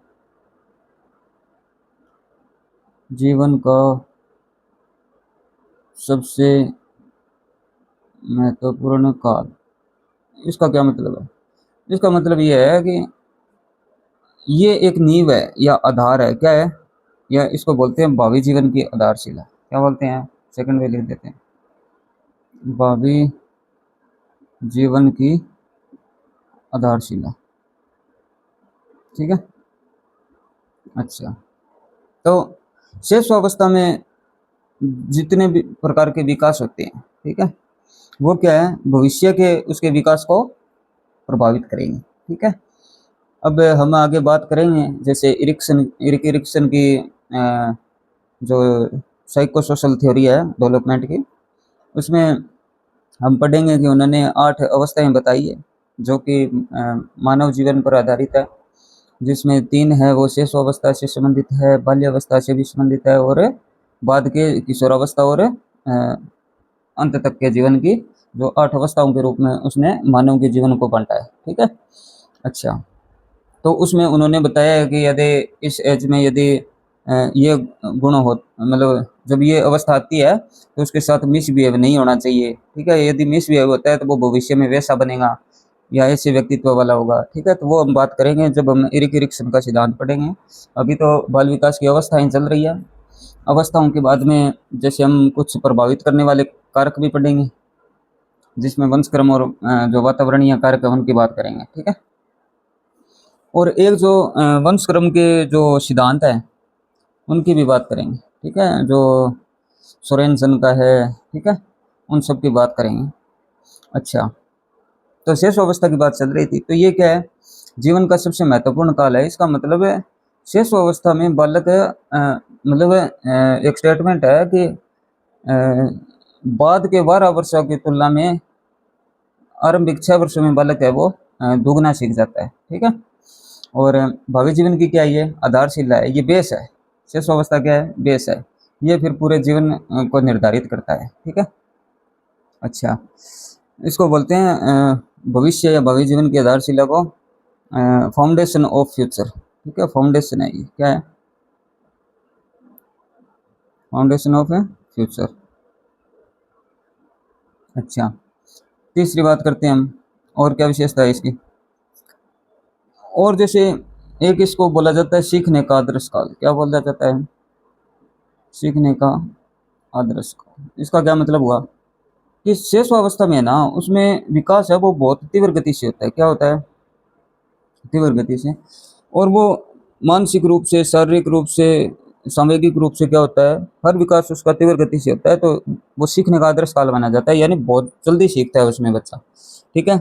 और अनुकरण के माध्यम से सीखता है। किसके? वो वातावरण में। आपने LSRW पढ़ा होगा। LSRW यानी लिसनिंग, यानी सुनेगा, बोलेगा और लिखेगा, सॉरी पढ़ेगा और लिखेगा। ठीक है। तो सबसे पहले है ना सुनकर। ठीक है। सुनकर क्या है, व्यवहार को सीखेगा। ठीक है। सुनकर, देखकर। तो इमिटेशन होता है, अनुकरण को क्या बोलते हैं? इमिटेशन। तो लर्निंग बाय इमिटेशन। ठीक है। तो दूसरों के, अपने घर परिवार में, आस पड़ोस में जो बड़े हैं या उसके संगी साथी हैं या जो उसके सहपाठी हैं, ठीक है, तो उनके व्यवहार को वो देखेगा और यदि उसको वो व्यवहार अच्छा लगा है तो वो वैसा ही करने लगेगा। ठीक है। तो ये क्या है? सीखने का आदर्श काल। अब हम आगे और करते हैं इसकी विशेषताएं। नेक्स्ट चौथी विशेषता है कि इसमें मतलब अतार्किक विचार होते हैं। ठीक है। मतलब तो थिंकिंग है वो क्या होती है, उसमें तर्क नहीं होते। ठीक है। तो इसको बोलते हैं अतार्किक विचारों की अवस्था। क्या बोलते हैं? अतार्किक विचारों की अवस्था। ठीक है। मतलब तर्क नहीं होते इसमें, वो अपने विचार, जो भी विचार है उनको प्रदर्शित कर देता है, पर उसमें क्या नहीं होते, तर्क नहीं होते। तर्क कहाँ आते हैं? तर्क आते हैं मतलब मेन है जो किशोरावस्था में। ठीक है। हालांकि बाल्यावस्था में भी तर्क होते हैं। ठीक है। पर जो अमूर्त तर्क होंगे, ठीक है, वो कहाँ आएंगे? किशोरावस्था में आएंगे। और मूर्त तर्क कहाँ आएंगे? बाल्यावस्था में। ठीक है। अच्छा, नेक्स्ट बात करते हैं हम। एक जैसे इसको खिलौनों की आयु।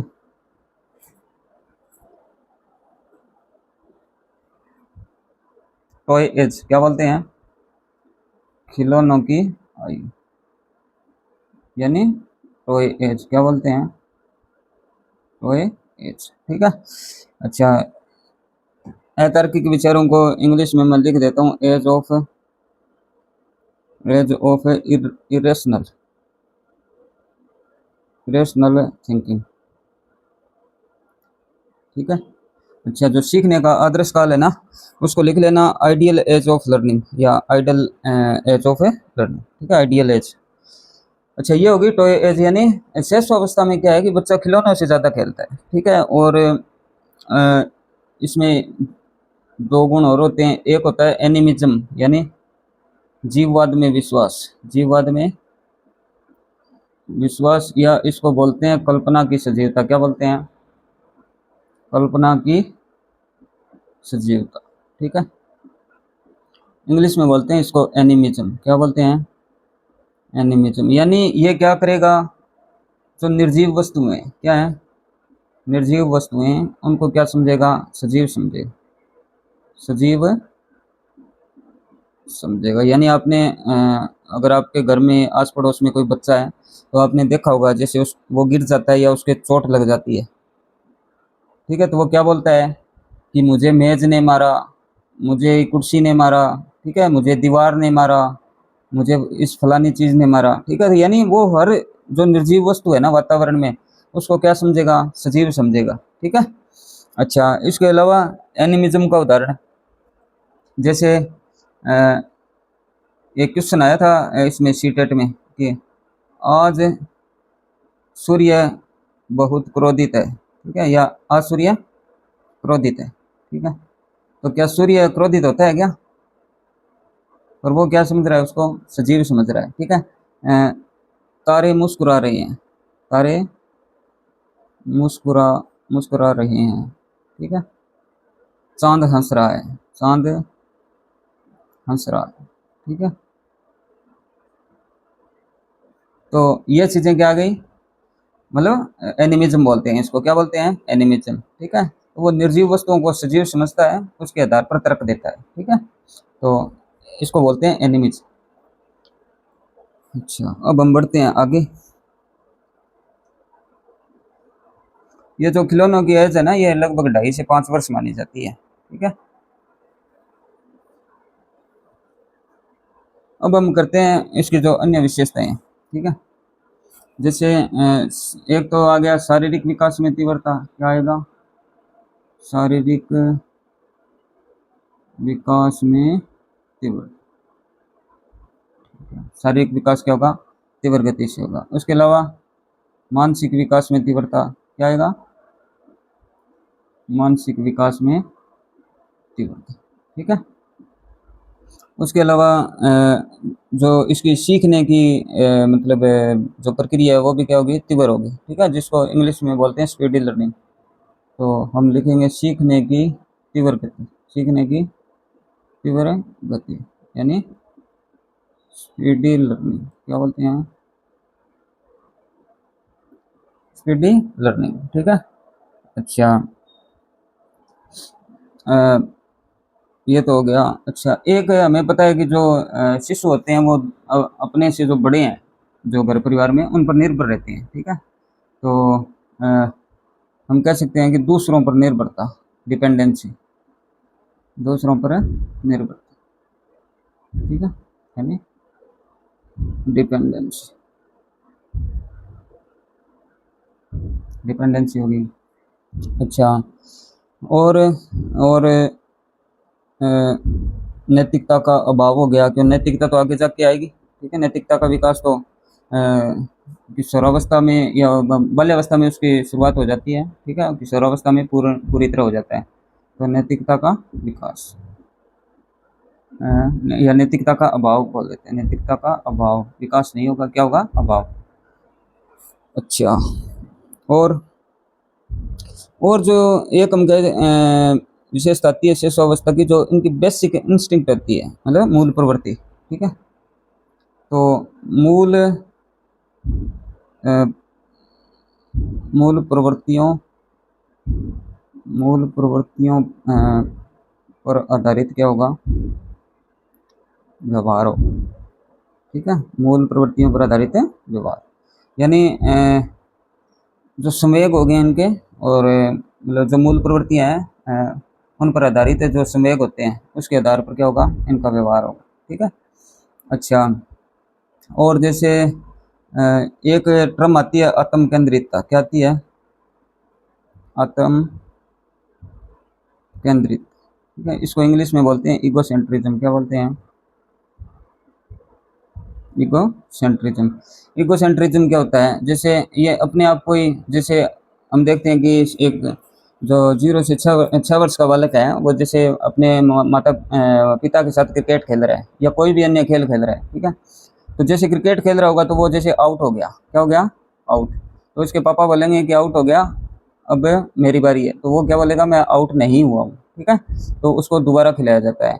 और जैसे वो अपने दादा या पापा के साथ खेलता है। ठीक है, तो आउट होने पर भी उसके दादा उसको, जैसे अंपायर है वो, तो नॉट आउट दे देंगे। ठीक है, क्यों देंगे? क्योंकि वो समझते हैं कि इनमें क्या अभी ईगोसेंट्रिज्म का जो आत्म केंद्रितता गुण है वो चल रहा है। जैसे एक बालक है, वो ये कहता है कि मैं चलता हूँ। ठीक है, मैं चलता हूँ, मैं चलता हूँ तो बादल मेरे साथ साथ चलते हैं। बादल या सूर्य मेरे साथ साथ चलता है। ठीक है, सूर्य करना, सूर्य मेरे साथ साथ चलता है, मेरे साथ साथ चलता है। ठीक है, तो क्या सूर्य उसके साथ साथ चलता है? क्या नहीं चलता, क्योंकि सूर्य तो एक जगह है, पृथ्वी उसके चारों ओर चक्कर लगाती है। पर इसको, इसमें जो इगोसेंट्रिज्म का गुण है उसके आधार पर यह कहता है। ठीक है, तो आउट होने पर भी खुद को नॉट आउट बताता है। ठीक है, और चीज़ों को वो ये सोचता है कि जो मैं कह रहा हूँ ना वही सही है, मैं जैसा चाहता हूँ ना वैसा ही होगा। ठीक है, तो ये गुण होता है, वो क्या होता है? इगोसेंट्रिज्म होता है। अब हम बढ़ते हैं आगे। दूसरों पर निर्भरता तो होगी, क्योंकि एक शिशु है, उसको उसके बड़े जिससे उसको रखेंगे उसको वैसे ही रहना पड़ता है। ठीक है, वो खुद से उनसे छुटा के नहीं वो मतलब इधर उधर जा सकता। अच्छा, अब बात हो गई उसके अलावा, जैसे हम कह सकते हैं कि उसके संवेग है वो भी क्या होंगे? तीव्र होंगे। संवेग संवेगों की तीव्रता, संवेगों की तीव्रता। और इसके साथ जो संवेगों का प्रदर्शन है वो भी क्या होगा, अनियंत्रित होगा। तो अनियंत्रित संवेगों का प्रदर्शन, ठीक है। अच्छा, उसके अलावा जैसे एक हमें पता है कि रिपीटेशन यानी दोहराव की प्रकृति होती है। तो दोहराने की प्रकृति, दोहराने की प्रवृत्ति, ठीक है, यानी रिपीटेशन, रिपीटेशन होगी। अच्छा, और और जैसे मैंने बताया था कि लर्निंग बाय इमिटेशन यानी अनुकरण द्वारा सीखना। तो अनुकरण द्वारा सीखना, ठीक है, लर्निंग बाय इमिटेशन। अच्छा, और जैसे एक जिज्ञासु बहुत होता है बच्चा, ठीक है। तो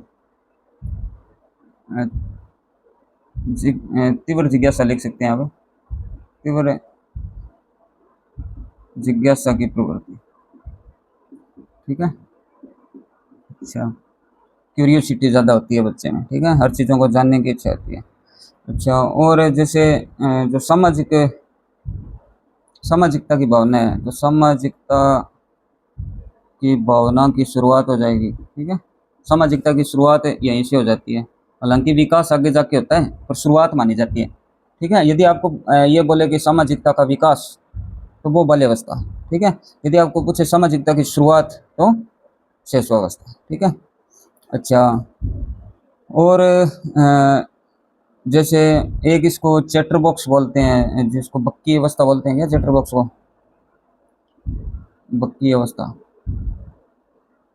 यह भी एक विशेषता है, चैटर बॉक्स, ठीक है। बक्की अवस्था मतलब इसको क्या है तथा क्यों है की अवस्था बोलते हैं, क्योंकि बच्चा क्या है, क्यूरियस होता है, तो उसको जानने की इच्छा रहती है, ठीक है। ये क्या है, ये क्या है, वो क्यों है, ठीक है। तो ये इस प्रकार के प्रश्न होते हैं, वो इसमें चैटर बॉक्स में आते हैं, ठीक है। अब चलते हैं आगे।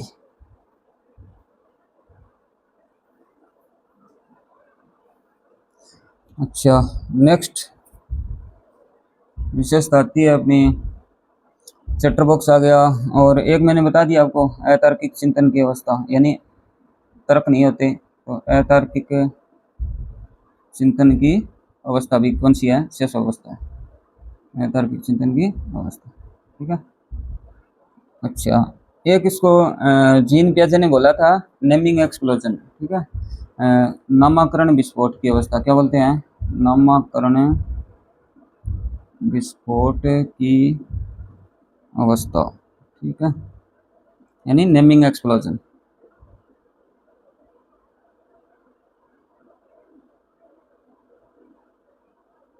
नेमिंग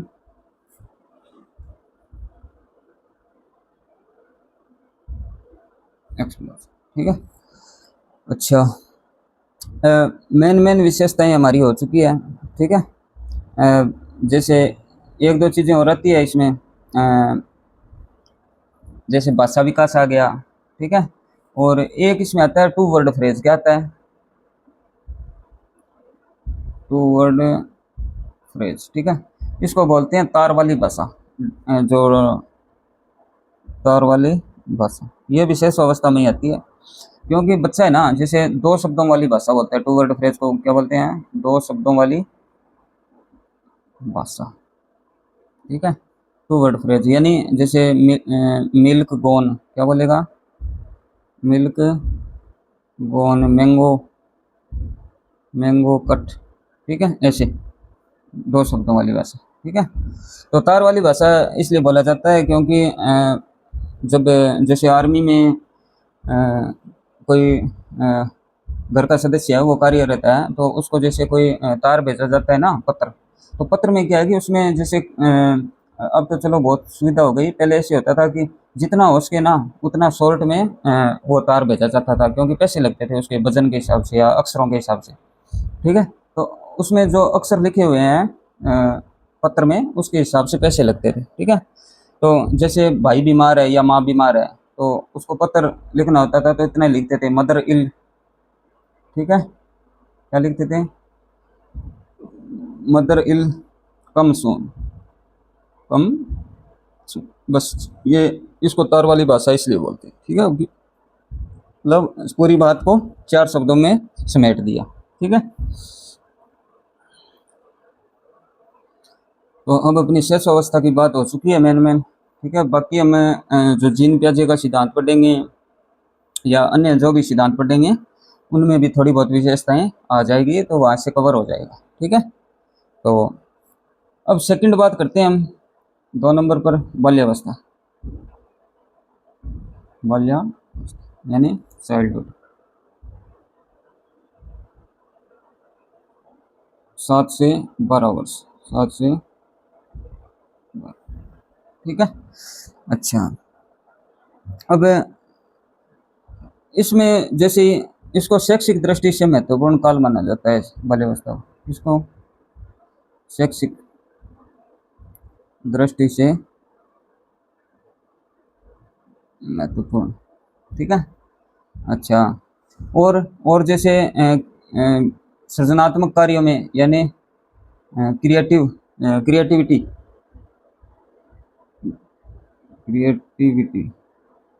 ठीक है। क्रिएटिविटी हो गई, सृजनात्मक कार्य शैक्षिक दृष्टि से हो गई। अच्छा, इसके अलावा मतलब काल्पनिक संसार में विचरण, जिसको बोलते हैं फ्लाइट टू क्रिएटिव वर्ल्ड,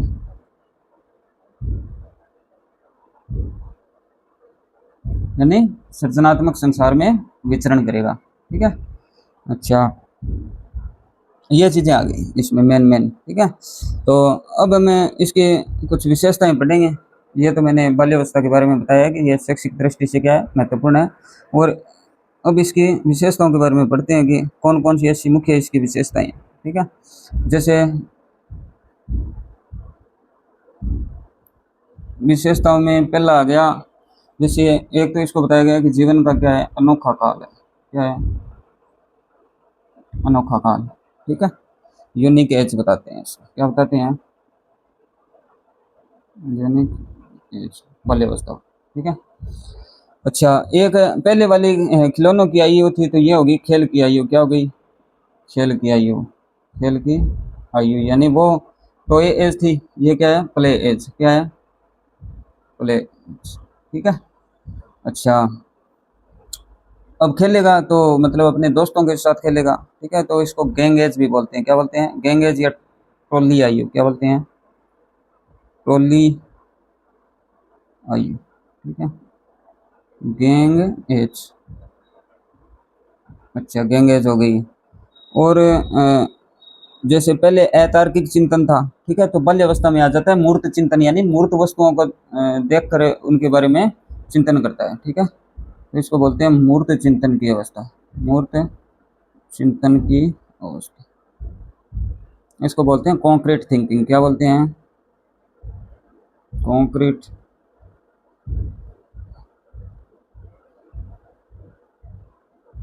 ठीक है, concrete thinking, age of concrete thinking, stage of concrete thinking, ठीक है। अच्छा, एक जैसे बच्चा खेलने में ज़्यादा ध्यान रखता है, तो मतलब गंदा रहता है वो, ठीक है, तो इसको डर्टी एज भी बोलते हैं, या गंदी अवस्था, गंदी अवस्था, या फिर गंदी आयु कर लो आप, गंदी आयु, डर्टी एज, डर्टी एज, ठीक है। अच्छा, और और जैसे बाल्य अवस्था में बच्चा जैसे 6 साल का विद्यालय में जाना स्टार्ट कर देता है, तो इसको बोलते हैं प्राथमिक विद्यालय अवस्था, क्या बोलते हैं, प्राथमिक विद्यालय की आयु, क्या बोलते हैं, प्राथमिक यानी age of primary schooling, primary schooling, ठीक है। अच्छा, अब हम बढ़ते हैं आगे, और कौन सी विशेषता,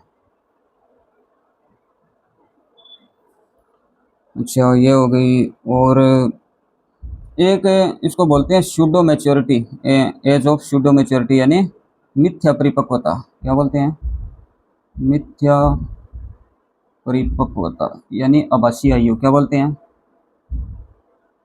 आभासी आयु, इंग्लिश में बोलते हैं इसको स्यूडो मैच्योरिटी। ठीक है, स्यूडो मैच्योरिटी।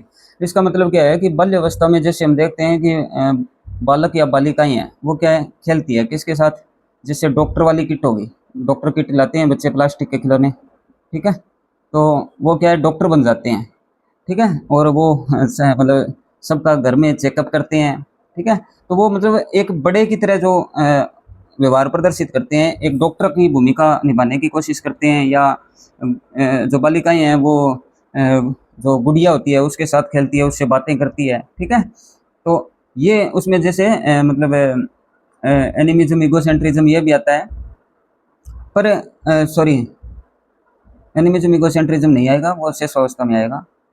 अ, तो उसमें क्या है कि वो उनकी भूमिका का निर्वाह करती है बड़ों की, ठीक है, बड़ों की भूमिका का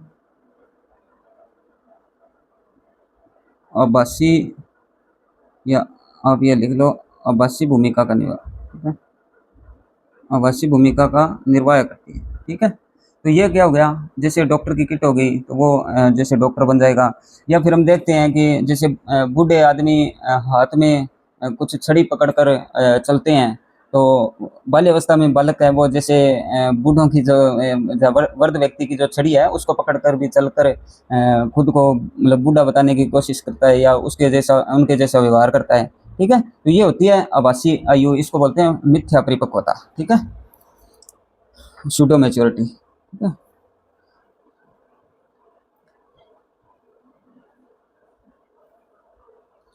अच्छा, खेल की आयु तो हम कर चुके हैं, उसके अलावा जैसे एक इसमें कलेक्शन करने की, जैसे पेन खाली हो गई, ठीक है, मतलब पेन की स्याही खत्म हो गई, तो वो फिर भी उनके जो उसका कवर होता है खाली, उनको इकट्ठा कर लेते हैं, तो संग्रहण की प्रवृत्ति, ठीक है, क्या बोलेंगे, संग्रहण की प्रवृत्ति, ठीक है।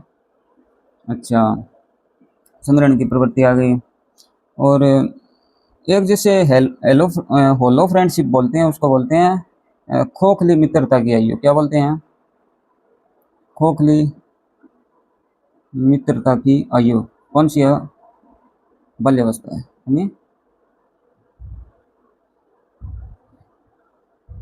होलो फ्रेंडशिप, ठीक है, यानी वो कुछ ही देर में तो अपने जो सहपाठी हैं उनके मित्र बन जाते हैं, कुछ मतलब थोड़ी देर में ही वो मतलब उनसे कट भी हो सकते हैं, ठीक है। अच्छा, संग्रहण की प्रवृत्ति आ गई, और जैसे एक ट्रबल सम स्टेज नाम आता है जिसको बोलते हैं उत्पाती अवस्था, क्या बोलते हैं, उत्पात बहुत मचाते हैं बच्चे, ठीक है, तो इसको बोलते हैं शरारती ज़्यादा होते हैं, ठीक है, उत्पाती अवस्था, तो ट्रबल सम स्टेज, ठीक है।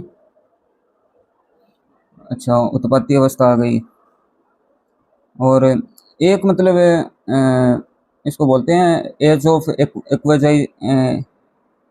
एक्विजिशन, यानी अर्जन की आयु, क्या बोलते हैं, अर्जन की आयु, यानी बहुत सारी चीज़ें सीखता है इसमें, कहाँ पे, बाल्यावस्था, ठीक है, क्योंकि क्रिएटिविटी की तरफ होता है। हम बात करेंगे जो सिगमंड फ्रॉइड ने अपनी साइकोसेक्सुअल थ्योरी दी है मनोलैंगिक, उसमें जो लेटेंट स्टेज आएगी उसकी बात करेंगे, 5 स्टेज है उसमें, oral stage, anal stage, phallic stage, latent stage और जेनिटल। तो लेटेंट है वो बाल्यावस्था से संबंधित है, यानी लुप्त अवस्था, उसमें मतलब खेल कूद, चित्रकारी और सृजनात्मक कार्यों में क्या होता है, बच्चे का ज़्यादा ध्यान होता है, ठीक है। अच्छा, अब हम और विशेषताएं पढ़ते हैं, जैसे शेषावस्था में शारीरिक और मानसिक विकास तीव्र था, ठीक है, तो यहाँ हम कह सकते हैं कि शारीरिक एवं मानसिक विकास की स्थिरता, क्या बोलेंगे, शारीरिक एवं मानसिक विकास में स्थिरता, यानी यहाँ पे थोड़ा स्थिर हो जाएगा, रुकेगा नहीं, चलता रहेगा पर धीमा हो जाएगा, ठीक है। अच्छा, एक जैसे हमने बात की थी कि शेषावस्था में भी बच्चा जिज्ञासु होता है, तो बाल्य अवस्था में भी जिज्ञासु होता है, क्योंकि यहाँ क्रिएटिविटी मतलब खेल कूद, चित्रकारी और शिक्षा के क्षेत्र में ज़्यादा ध्यान होता है, तो हम कह सकते हैं कि जिज्ञासा की प्रबलता, ठीक है, चीज़ों को जानने की इच्छा ज़्यादा होती है। अच्छा, एक जैसे हमने बात की थी ईगोसेंट्रिज्म की, ठीक है। तो ईगोसेंट्रिज्म में हमने पढ़ा था कि बच्चा जो खुद चाहता है, मतलब खुद को ही बादशाह समझता है घर का, ठीक है। तो वो जैसा चाहता है वैसा ही होता है। पर जब वो शैशवावस्था से बाल्यावस्था में आता है ना, तो यहाँ पे वो अपने जो मित्र हैं उनके साथ क्या करता है, खेलता है, ठीक है। जैसे यहाँ पे भी वो क्रिकेट खेल रहे हैं। अब घर पे क्रिकेट खेल रहा था शैशवावस्था में, तब तो उसके जो दादा हैं या उसके पापा हैं उन्होंने उसको आउट नहीं माना, ठीक है, दोबारा खिला दिया। पर वो जब अपने वो मित्रों के साथ खेलेगा, ठीक है, तो वो क्या मान लेंगे, उनको आउट मान लेंगे। तो यहाँ पे इसका वास्तविकता से क्या पाला पड़ता है, इससे वास्तविकता से, ठीक है। तो वास्तविकता से इसकी क्या होती है, मतलब रूबरू होता है, ठीक है। तो हम लिख सकते हैं कि वास्तविकता से या वास्तविकता से संबंध, ठीक है, ठीक है। या फिर वास्तविकता का ज्ञान भी लिख सकते हो। अच्छा, एक हमने क्रिएटिविटी की बात की थी, तो वो लिख देते हैं रचनात्मक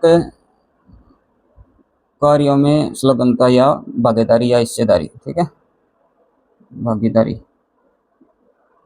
अच्छा, और जैसे संग्रहण की प्रवृत्ति की हमने बात कर ली कि चीज़ें हैं वो इकट्ठी करना पसंद करता है, ठीक है।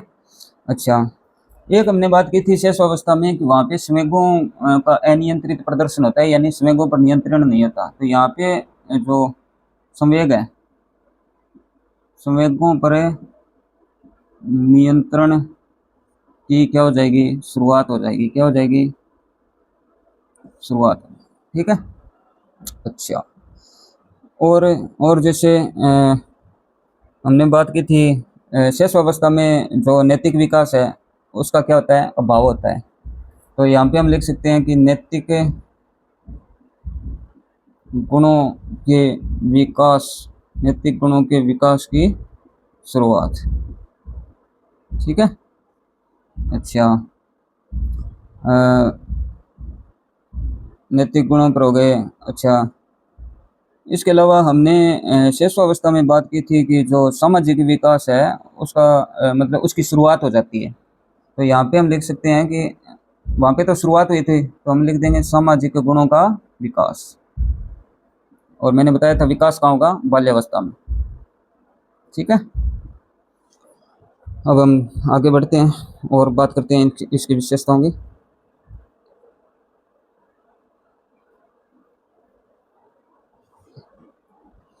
अच्छा, नेक्स्ट हम बात करते हैं कि एक इसमें होता है एक्सकर्जन है, और इंग्लिश में बोलते हैं उसको निरुद्देश्य। एक शब्द आता है निरुद्देश्य भटकने की अवस्था, निरुद्देश्य भटकने की अवस्था, ठीक है। अच्छा, निरुद्देश्य या भ्रमण की, भटकने की जगह आप भ्रमण कर लो, ठीक है, निरुद्देश्य भ्रमण की अवस्था, ठीक है। मतलब बिना किसी उद्देश्य के इधर उधर भ्रमण करना, ये चीज़ें आ जाएगी, ठीक है। अच्छा, इसके अलावा जैसे मैंने बताया कि एक खेल की आयु है, ठीक है, प्ले एज है।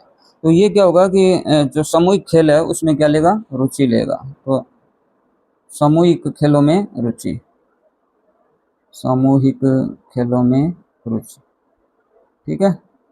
अच्छा, उसके अलावा जैसे अपने जो उसका फ्रेंड सर्किल है, ठीक है, तो उस ग्रुप में रहना पसंद करेगा, ठीक है। तो हम कह सकते हैं कि सामूहिक प्रवृत्ति की प्रबलता, सामूहिक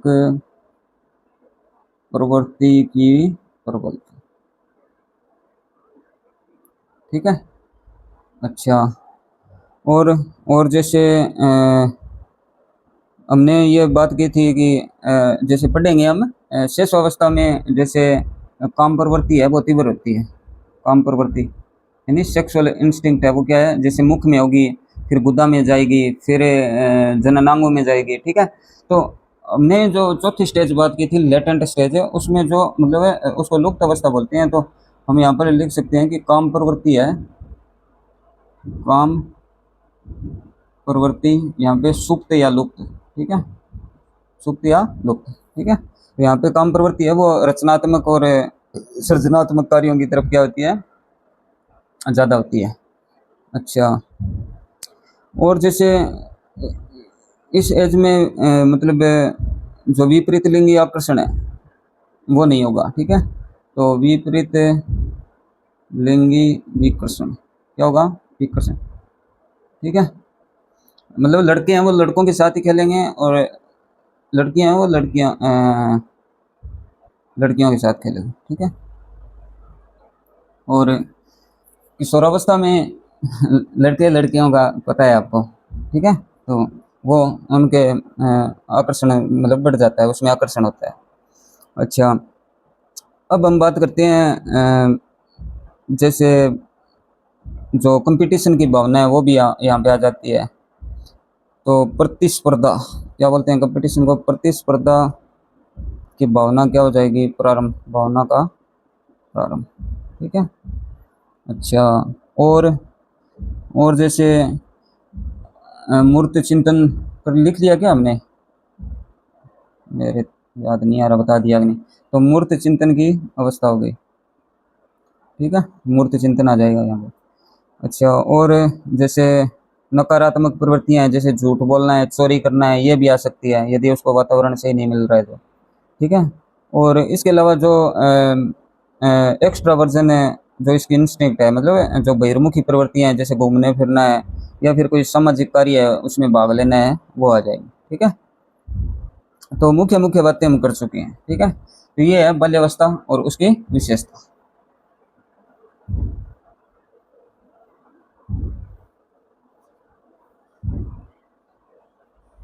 अब करते हैं अपन 3 नंबर, यानी किशोरावस्था,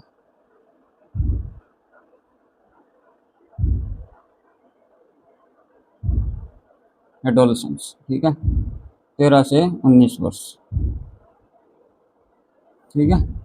इसको बोलते हैं टीन एज, क्या बोलते हैं, टीन एज, ठीक है। अच्छा, टीन एज जैसे लगभग वैसे तो माना जाता है कि 12 से 13 वर्ष, यानी नॉर्मली 13 से 19 वर्ष हो गया, पर जो बालक होते हैं, या मैं कहूँगा किशोर और किशोरी, किशोर और किशोरी, ठीक है। तो किशोरियों में क्या है कि किशोरों की तुलना में 2 वर्ष पहले है ना, वो लक्षण दिखने क्या हो जाते हैं, लक्षण दिखना प्रारंभ हो जाते हैं, दिखना प्रारंभ, ठीक है। और लड़कों में क्या है, 2 वर्ष बाद, 2 वर्ष बाद, ठीक है, वो लक्षण दिखना स्टार्ट हो। तो लड़कियों में 11-12 वर्ष की आयु में लक्षण दिखने शुरू हो जाते हैं, या 12 वर्ष की आयु में। और जो कि हमने बात की थी एक व्यय संधि काल, क्या बात किया था, व्यय संधि काल, जो कि मैंने बताया था कि बाल्यावस्था, बाल्यावस्था और किशोरावस्था, इसमें इनको मतलब सेतु का काम करता है, पुल का काम करता है। तो इनके बीच की एज है वो कौन सी है, व्यय संधि काल है। तो वो एज है ना वो 12 या 13 वर्ष की है, कौन सी है, 12 या 13 वर्ष, ठीक है। तो 13 से स्टार्ट होती है, 12 पे बाल्यावस्था खत्म होती है। तो ये बीच की अवस्था होती है ना, वो कौन सी होती है, व्यय संधि काल, ठीक है। एक पुबर्टी काल भी आएगा, वो आगे लगभग जो किशोरावस्था के बीच का काल है वो है, ठीक है। अच्छा,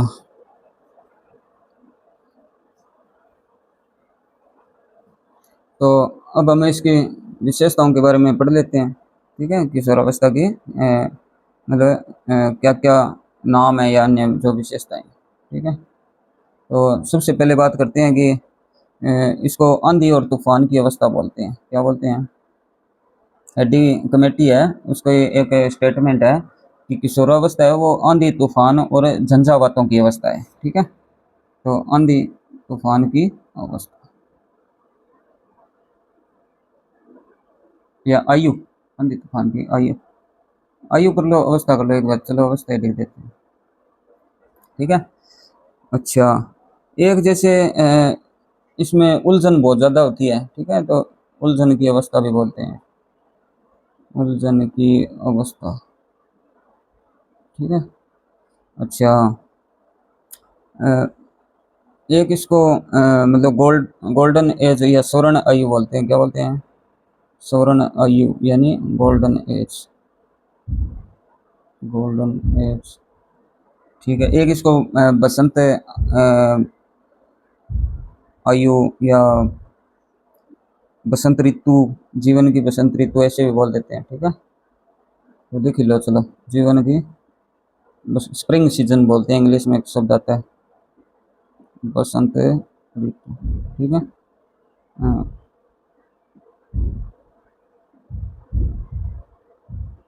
स्प्रिंग सीजन। ठीक है, अच्छा। और और जैसे किशोरावस्था में समस्याएं बहुत होती है, तो इसको बोल देते हैं समस्याओं की आयु। ठीक है, अनेक प्रकार की समस्याएं होती है, वो ग्रंथियों से संबंधित या हार्मोन से संबंधित हो सकती है, मानसिक रूप से हो सकती है। ठीक है, तो समस्याओं की आयु। अच्छा, फिर जैसे किशोरावस्था में तनाव और कॉन्फ्लिक्ट बहुत होता है। ठीक है, तो इसको बोल देते हैं तनाव और द्वंद्वों की अवस्था,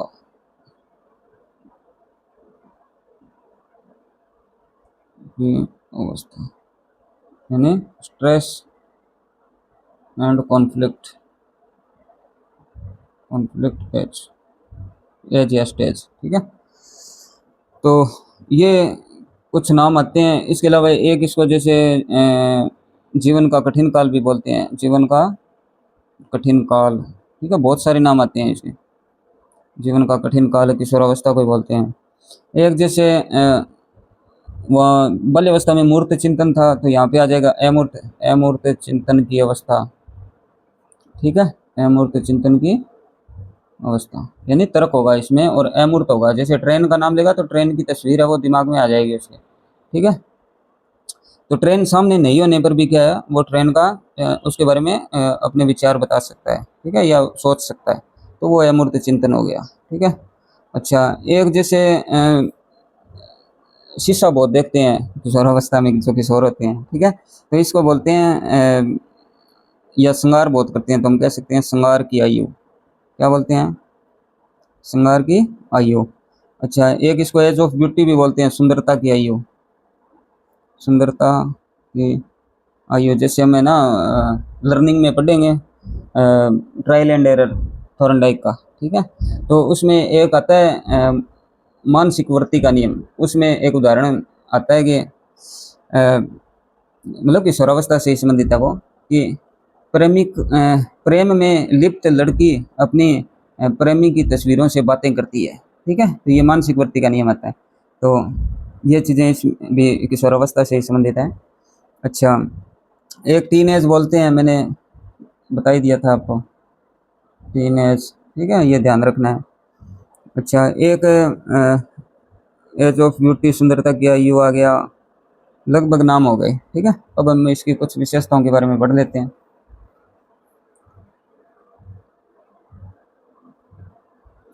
ज़्यादा हार्ड नहीं रहेगा ये, एकदम इजी है। बस इंग्लिश वाले शब्द है ना, थोड़े ध्यान रखना, एग्जाम में गलत नहीं होंगे। ठीक है, क्योंकि इंग्लिश वाले शब्द कभी नहीं बदलते साइकोलॉजी में। ठीक है, हिंदी वाले वो बदल सकते हैं, उनकी कोई गारंटी नहीं होती। अच्छा, अब हम इसकी कुछ विशेषताएं पढ़ लेते हैं। कुछ विशेषताएं तो नामों में ही हो गई हमारी, जो हमने नाम पढ़े थे। ठीक है, तो एक तो इसमें शब्द आता है अचानक परिवर्तन, यानी आकस्मिक, आकस्मिक परिवर्तन की आयु, आकस्मिक परिवर्तन की आयु। ठीक है, अच्छा, ये हो गया। एक जैसे हमने अमूर्त चिंतन की बात की, तो ठीक है, तो सोचने समझने की आयु भी बोल देते हैं इसको, सोचने समझने की आयु, ये विशेषता हो गई। ठीक है, अच्छा, या फिर तर्क करने की शक्ति में वृद्धि। ठीक है, क्या बोलोगे?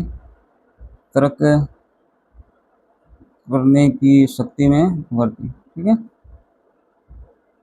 अच्छा, मतलब रीजनिंग की क्षमता बहुत ज़्यादा हो जाती है। ठीक है, सोचने समझने की, क्योंकि मनोवैज्ञानिक बोलते हैं कि बुद्धि का जितना विकास होना होता है वो 15 वर्षों तक हो जाता है। ठीक है, अच्छा।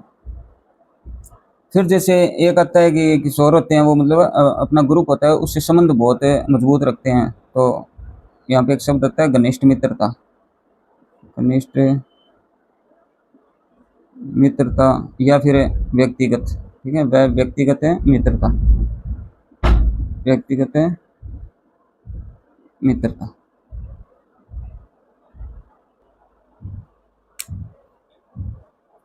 अच्छा, तो घनिष्ठ मित्रता और व्यक्तिगत मित्रता ये आ गई, ठीक है।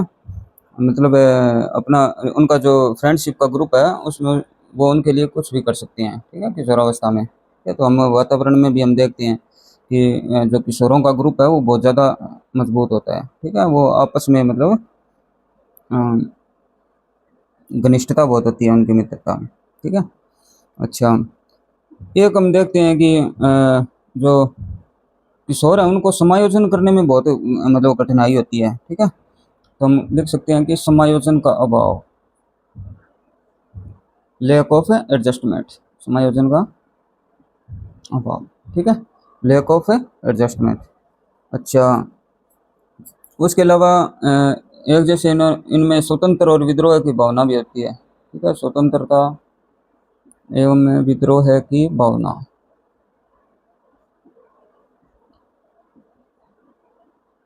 यानी इंडिपेंडेंट एंड रेबिलियस फीलिंग्स बोलते हैं, ठीक है।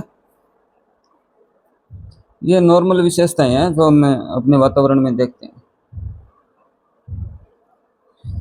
बस इनको नाम देना होता है हमें, हमारा देखा हुआ सब होता है। और जैसे विपरीत लिंगी आकर्षण होता है, ठीक है, विपरीत लिंगी आकर्षण, ठीक है। और ये सेक्सुअल डिजायर से संबंधित होता है, ठीक है, जो लैंगिक ऊर्जा है, लैंगिक ऊर्जा, यानी यहाँ पे होती है अपनी सेक्सुअल डिजायर्स, ठीक है। तो लैंगिक इच्छा है उसके कारण होता है यहाँ पे विपरीत लिंगी आकर्षण। अच्छा, एक हीरो वर्शिप जिसको वीर पूजा बोलते हैं, क्या बोलते हैं, वीर पूजा, यानी हीरो वर्शिप, ठीक है। तो आप देखते हो कि जो किशोर होते हैं वो अपना एक आइडल मानते हैं, ठीक है। आइडल मतलब जैसे या तो जैसे कोई किशोर है वो अजय देवगन को फॉलो करता है, ठीक है, किसको फॉलो करता है, अजय देवगन को, ठीक है। उसके जैसा ही हेयर स्टाइल रखेगा, क्या रखेगा,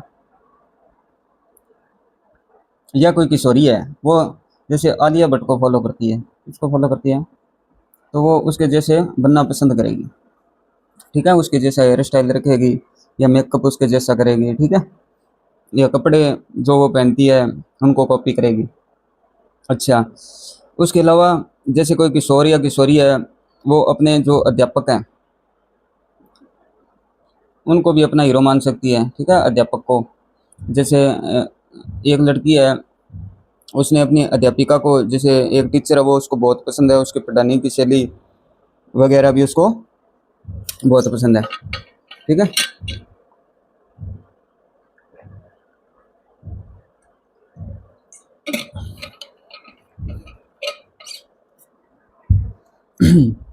अच्छा, तो लड़का है वो भी क्या है अपने अध्यापक या फिर उसके माता पिता हो सकते हैं उसके हीरो, या कोई एक्टर वगैरह हो सकते हैं, ठीक है, या समाज में कोई प्रतिष्ठित व्यक्ति हो सकता है उसका हीरो, ठीक है, प्रतिष्ठित व्यक्ति, या कोई ऐसा नेता हो सकता है जो कि बहुत अच्छा काम करने वाला हो, उसको भी हीरो मान सकते हैं। तो इसको बोलते हैं वीर पूजा, क्या बोलते हैं, वीर पूजा, हीरो वर्शिप, ठीक है।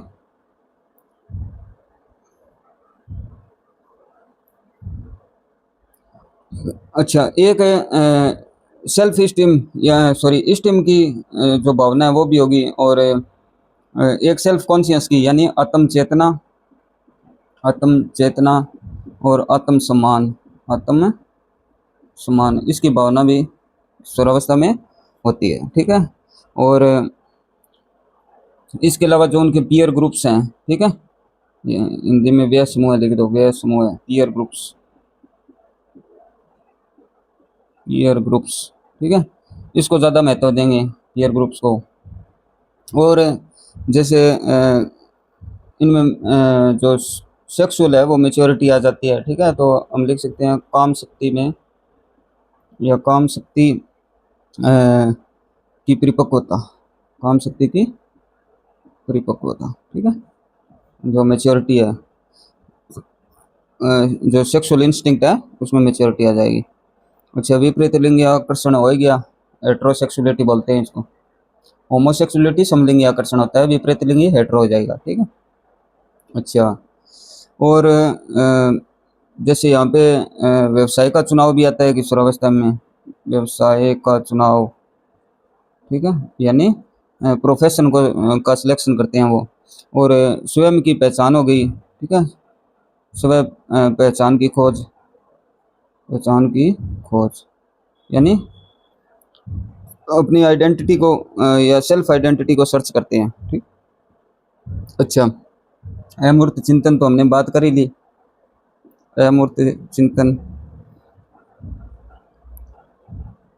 और तो एक मतलब है, यदि वातावरण सही नहीं मिले या उसका जो ग्रुप है फ्रेंडशिप का, उसका यदि नेचर सही नहीं है, तो वो क्या है कि अपराध प्रवृत्ति का शिकार हो सकता है। तो उसमें अपराध प्रवृत्ति की भावना भी आ सकती है, अपराध प्रवृत्ति की भावना, ठीक है। अच्छा, और तो लगभग हो गए, ठीक है।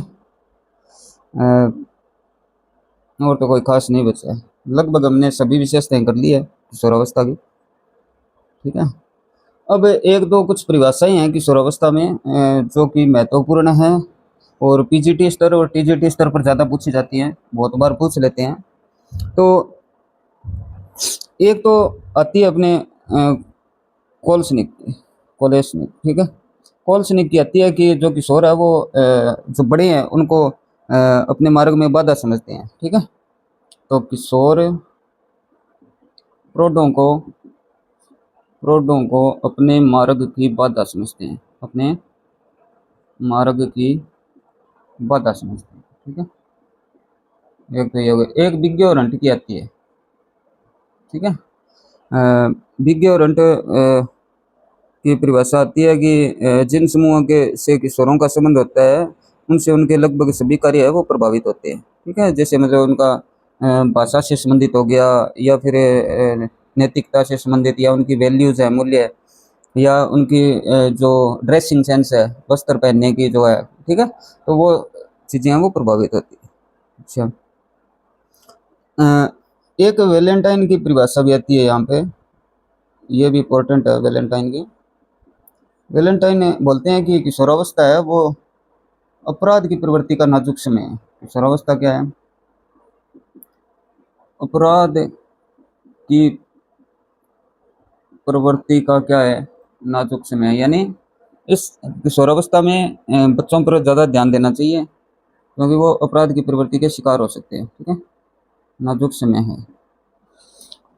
अच्छा, एक अपने स्टैनले हॉल डी कमेटी की तो हमने बात कर ली शुरू में ही कि किशोरावस्था है वो आंधी तूफान और झंझावातों की अवस्था है, ठीक है। अच्छा, एक आती है स्टैनले हॉल की, स्टैनले हॉल। स्टैनले हॉल कहते हैं कि जो किशोरावस्था है वो एक मतलब नया जन्म है, क्योंकि इसमें उच्चतर और श्रेष्ठतर जो मानव विशेषताएं होती है उनके क्या होते हैं? दर्शन होते हैं, ठीक है। तो लिखना चाहो तो लिख दो, किशोरावस्था एक नया जन्म है जिसमें जिसमें उच्चतर और श्रेष्ठतर मानव विशेषताओं के दर्शन होते हैं,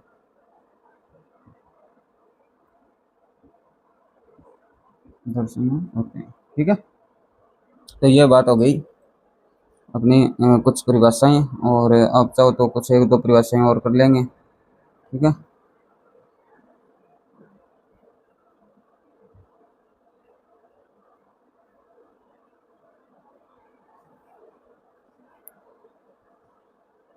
एक मैंने आपको बताया था कि जो एक मनोवैज्ञानिक है उन्होंने बोला था कि जो मानसिक विकास है वो 15 से 20 वर्ष की आयु में उच्चतम सीमा तक पहुंच जाता है तो वो वुडवर्थ है। ठीक है, वुडवर्थ।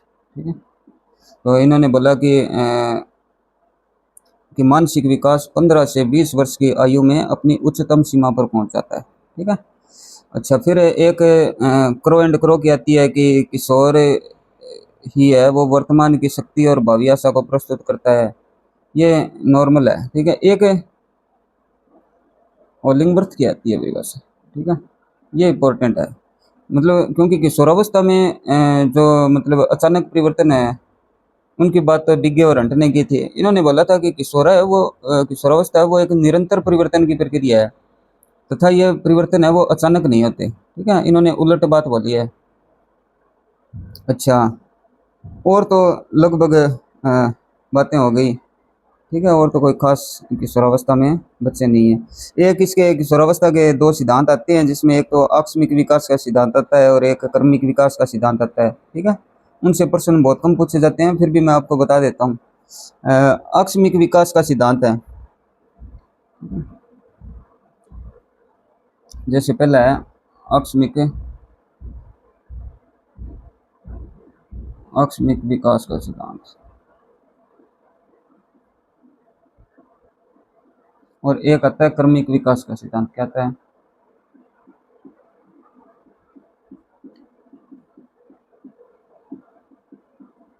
ठीक है। अच्छा, तो आकस्मिक विकास का सिद्धांत है, इसमें मतलब ये बोलते हैं कि किशोरावस्था में जो परिवर्तन है वो अचानक दिखाई देते हैं, यानी वो अचानक से होते हैं। ठीक है, मेन जो इसके समर्थक रहे हैं वो रहे हैं स्टैनले हॉल। कौन रहे हैं? Stanley hall. ठीक है, ये याद रखना। स्टैनले हॉल को मतलब किशोरावस्था अध्ययन का जनक भी कहा जाता है, किशोरावस्था के अध्ययन का जनक। ठीक है, और इनकी एक बुक आती है वो थी 1904 की। ठीक है, एडोलेसेंस नाम से है, एडोलेसेंस। ठीक है, इसमें इन्होंने बताया कि किशोर में जो शारीरिक मानसिक और संवेगात्मक परिवर्तन होते हैं वो क्या होते हैं? अचानक या अकस्मात होते हैं।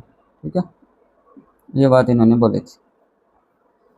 अच्छा, फिर जैसे क्रमिक विकास का सिद्धांत है तो इसमें मतलब किशोरावस्था में जो शारीरिक मानसिक और संवेगात्मक परिवर्तन है वो मतलब निरंतर और क्रम से होते हैं। ठीक है, और इसके जो समर्थक है मैंने एक तो आता है अपने थोरनडाइक का नाम।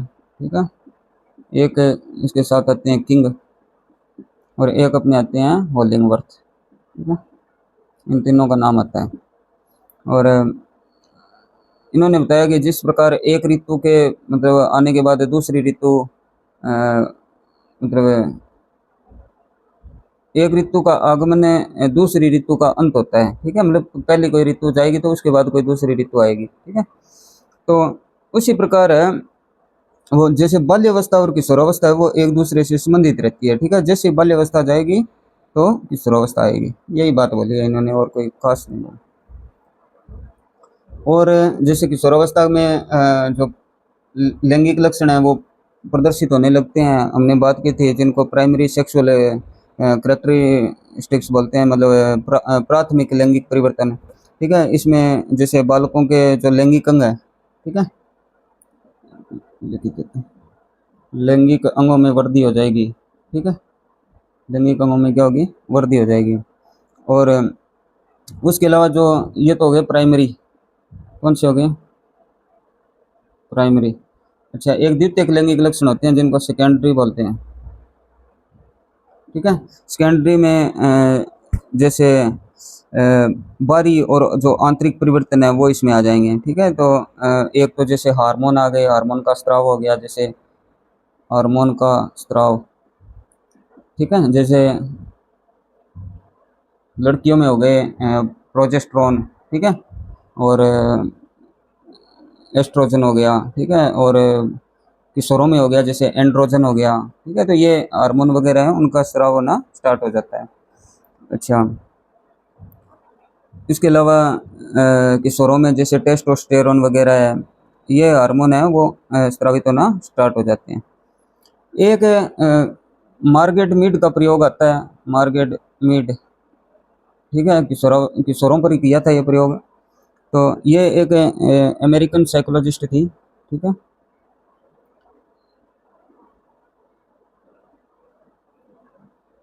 अमेरिकन साइकोलॉजिस्ट थे। तो इन्होंने ना मतलब जो समोआ द्वीप है, ठीक है, प्रशांत महासागर के आसपास है एक समोआ द्वीप, मैं देख देता हूँ समोआ द्वीप, ठीक है। तो वहाँ की जो अविकसित संस्कृति थी, अविकसित संस्कृति, मतलब इन्होंने यही बताया कि संस्कृति का प्रभाव पड़ता है किशोरावस्था पर, ठीक है। तो जो समोआ द्वीप की अविकसित संस्कृति की बालिकाएं हैं उन पे इन्होंने क्या किया, प्रयोग किया, बालिकाओं पर किशोरावस्था का अध्ययन किया और ये बताया कि किशोरावस्था है वो क्या है, संस्कृति से प्रभावित होती है, संस्कृति से प्रभावित,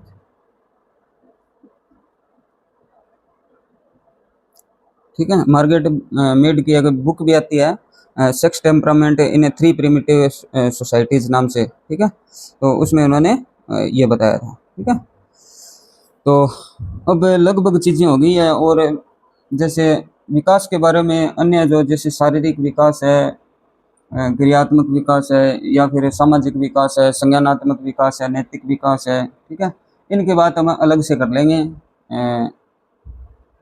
कि विशेष अवस्था में शारीरिक विकास है वो मतलब कैसे होता है, या कौन कौन से शारीरिक विकास शेष अवस्था में होते हैं, बाल्यावस्था में, किशोरावस्था में, ऐसे अलग अलग पढ़ लेंगे, ठीक है। तो थैंक यू दोस्तों।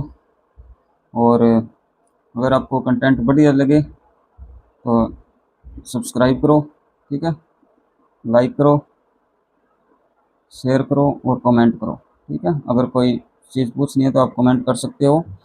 और फिर हमें ये जो विकास है के आयाम है, विभिन्न आयाम अलग अलग एज में, वो पढ़ने के बाद हम इनकी थ्योरी स्टार्ट करेंगे डेवलपमेंट की, फिर हम पूरी थ्योरी पढ़ेंगे, ठीक है। और फिर हमारा चैप्टर है वो ये कंप्लीट हो जाएगा, फिर हम इसके MCQ करेंगे।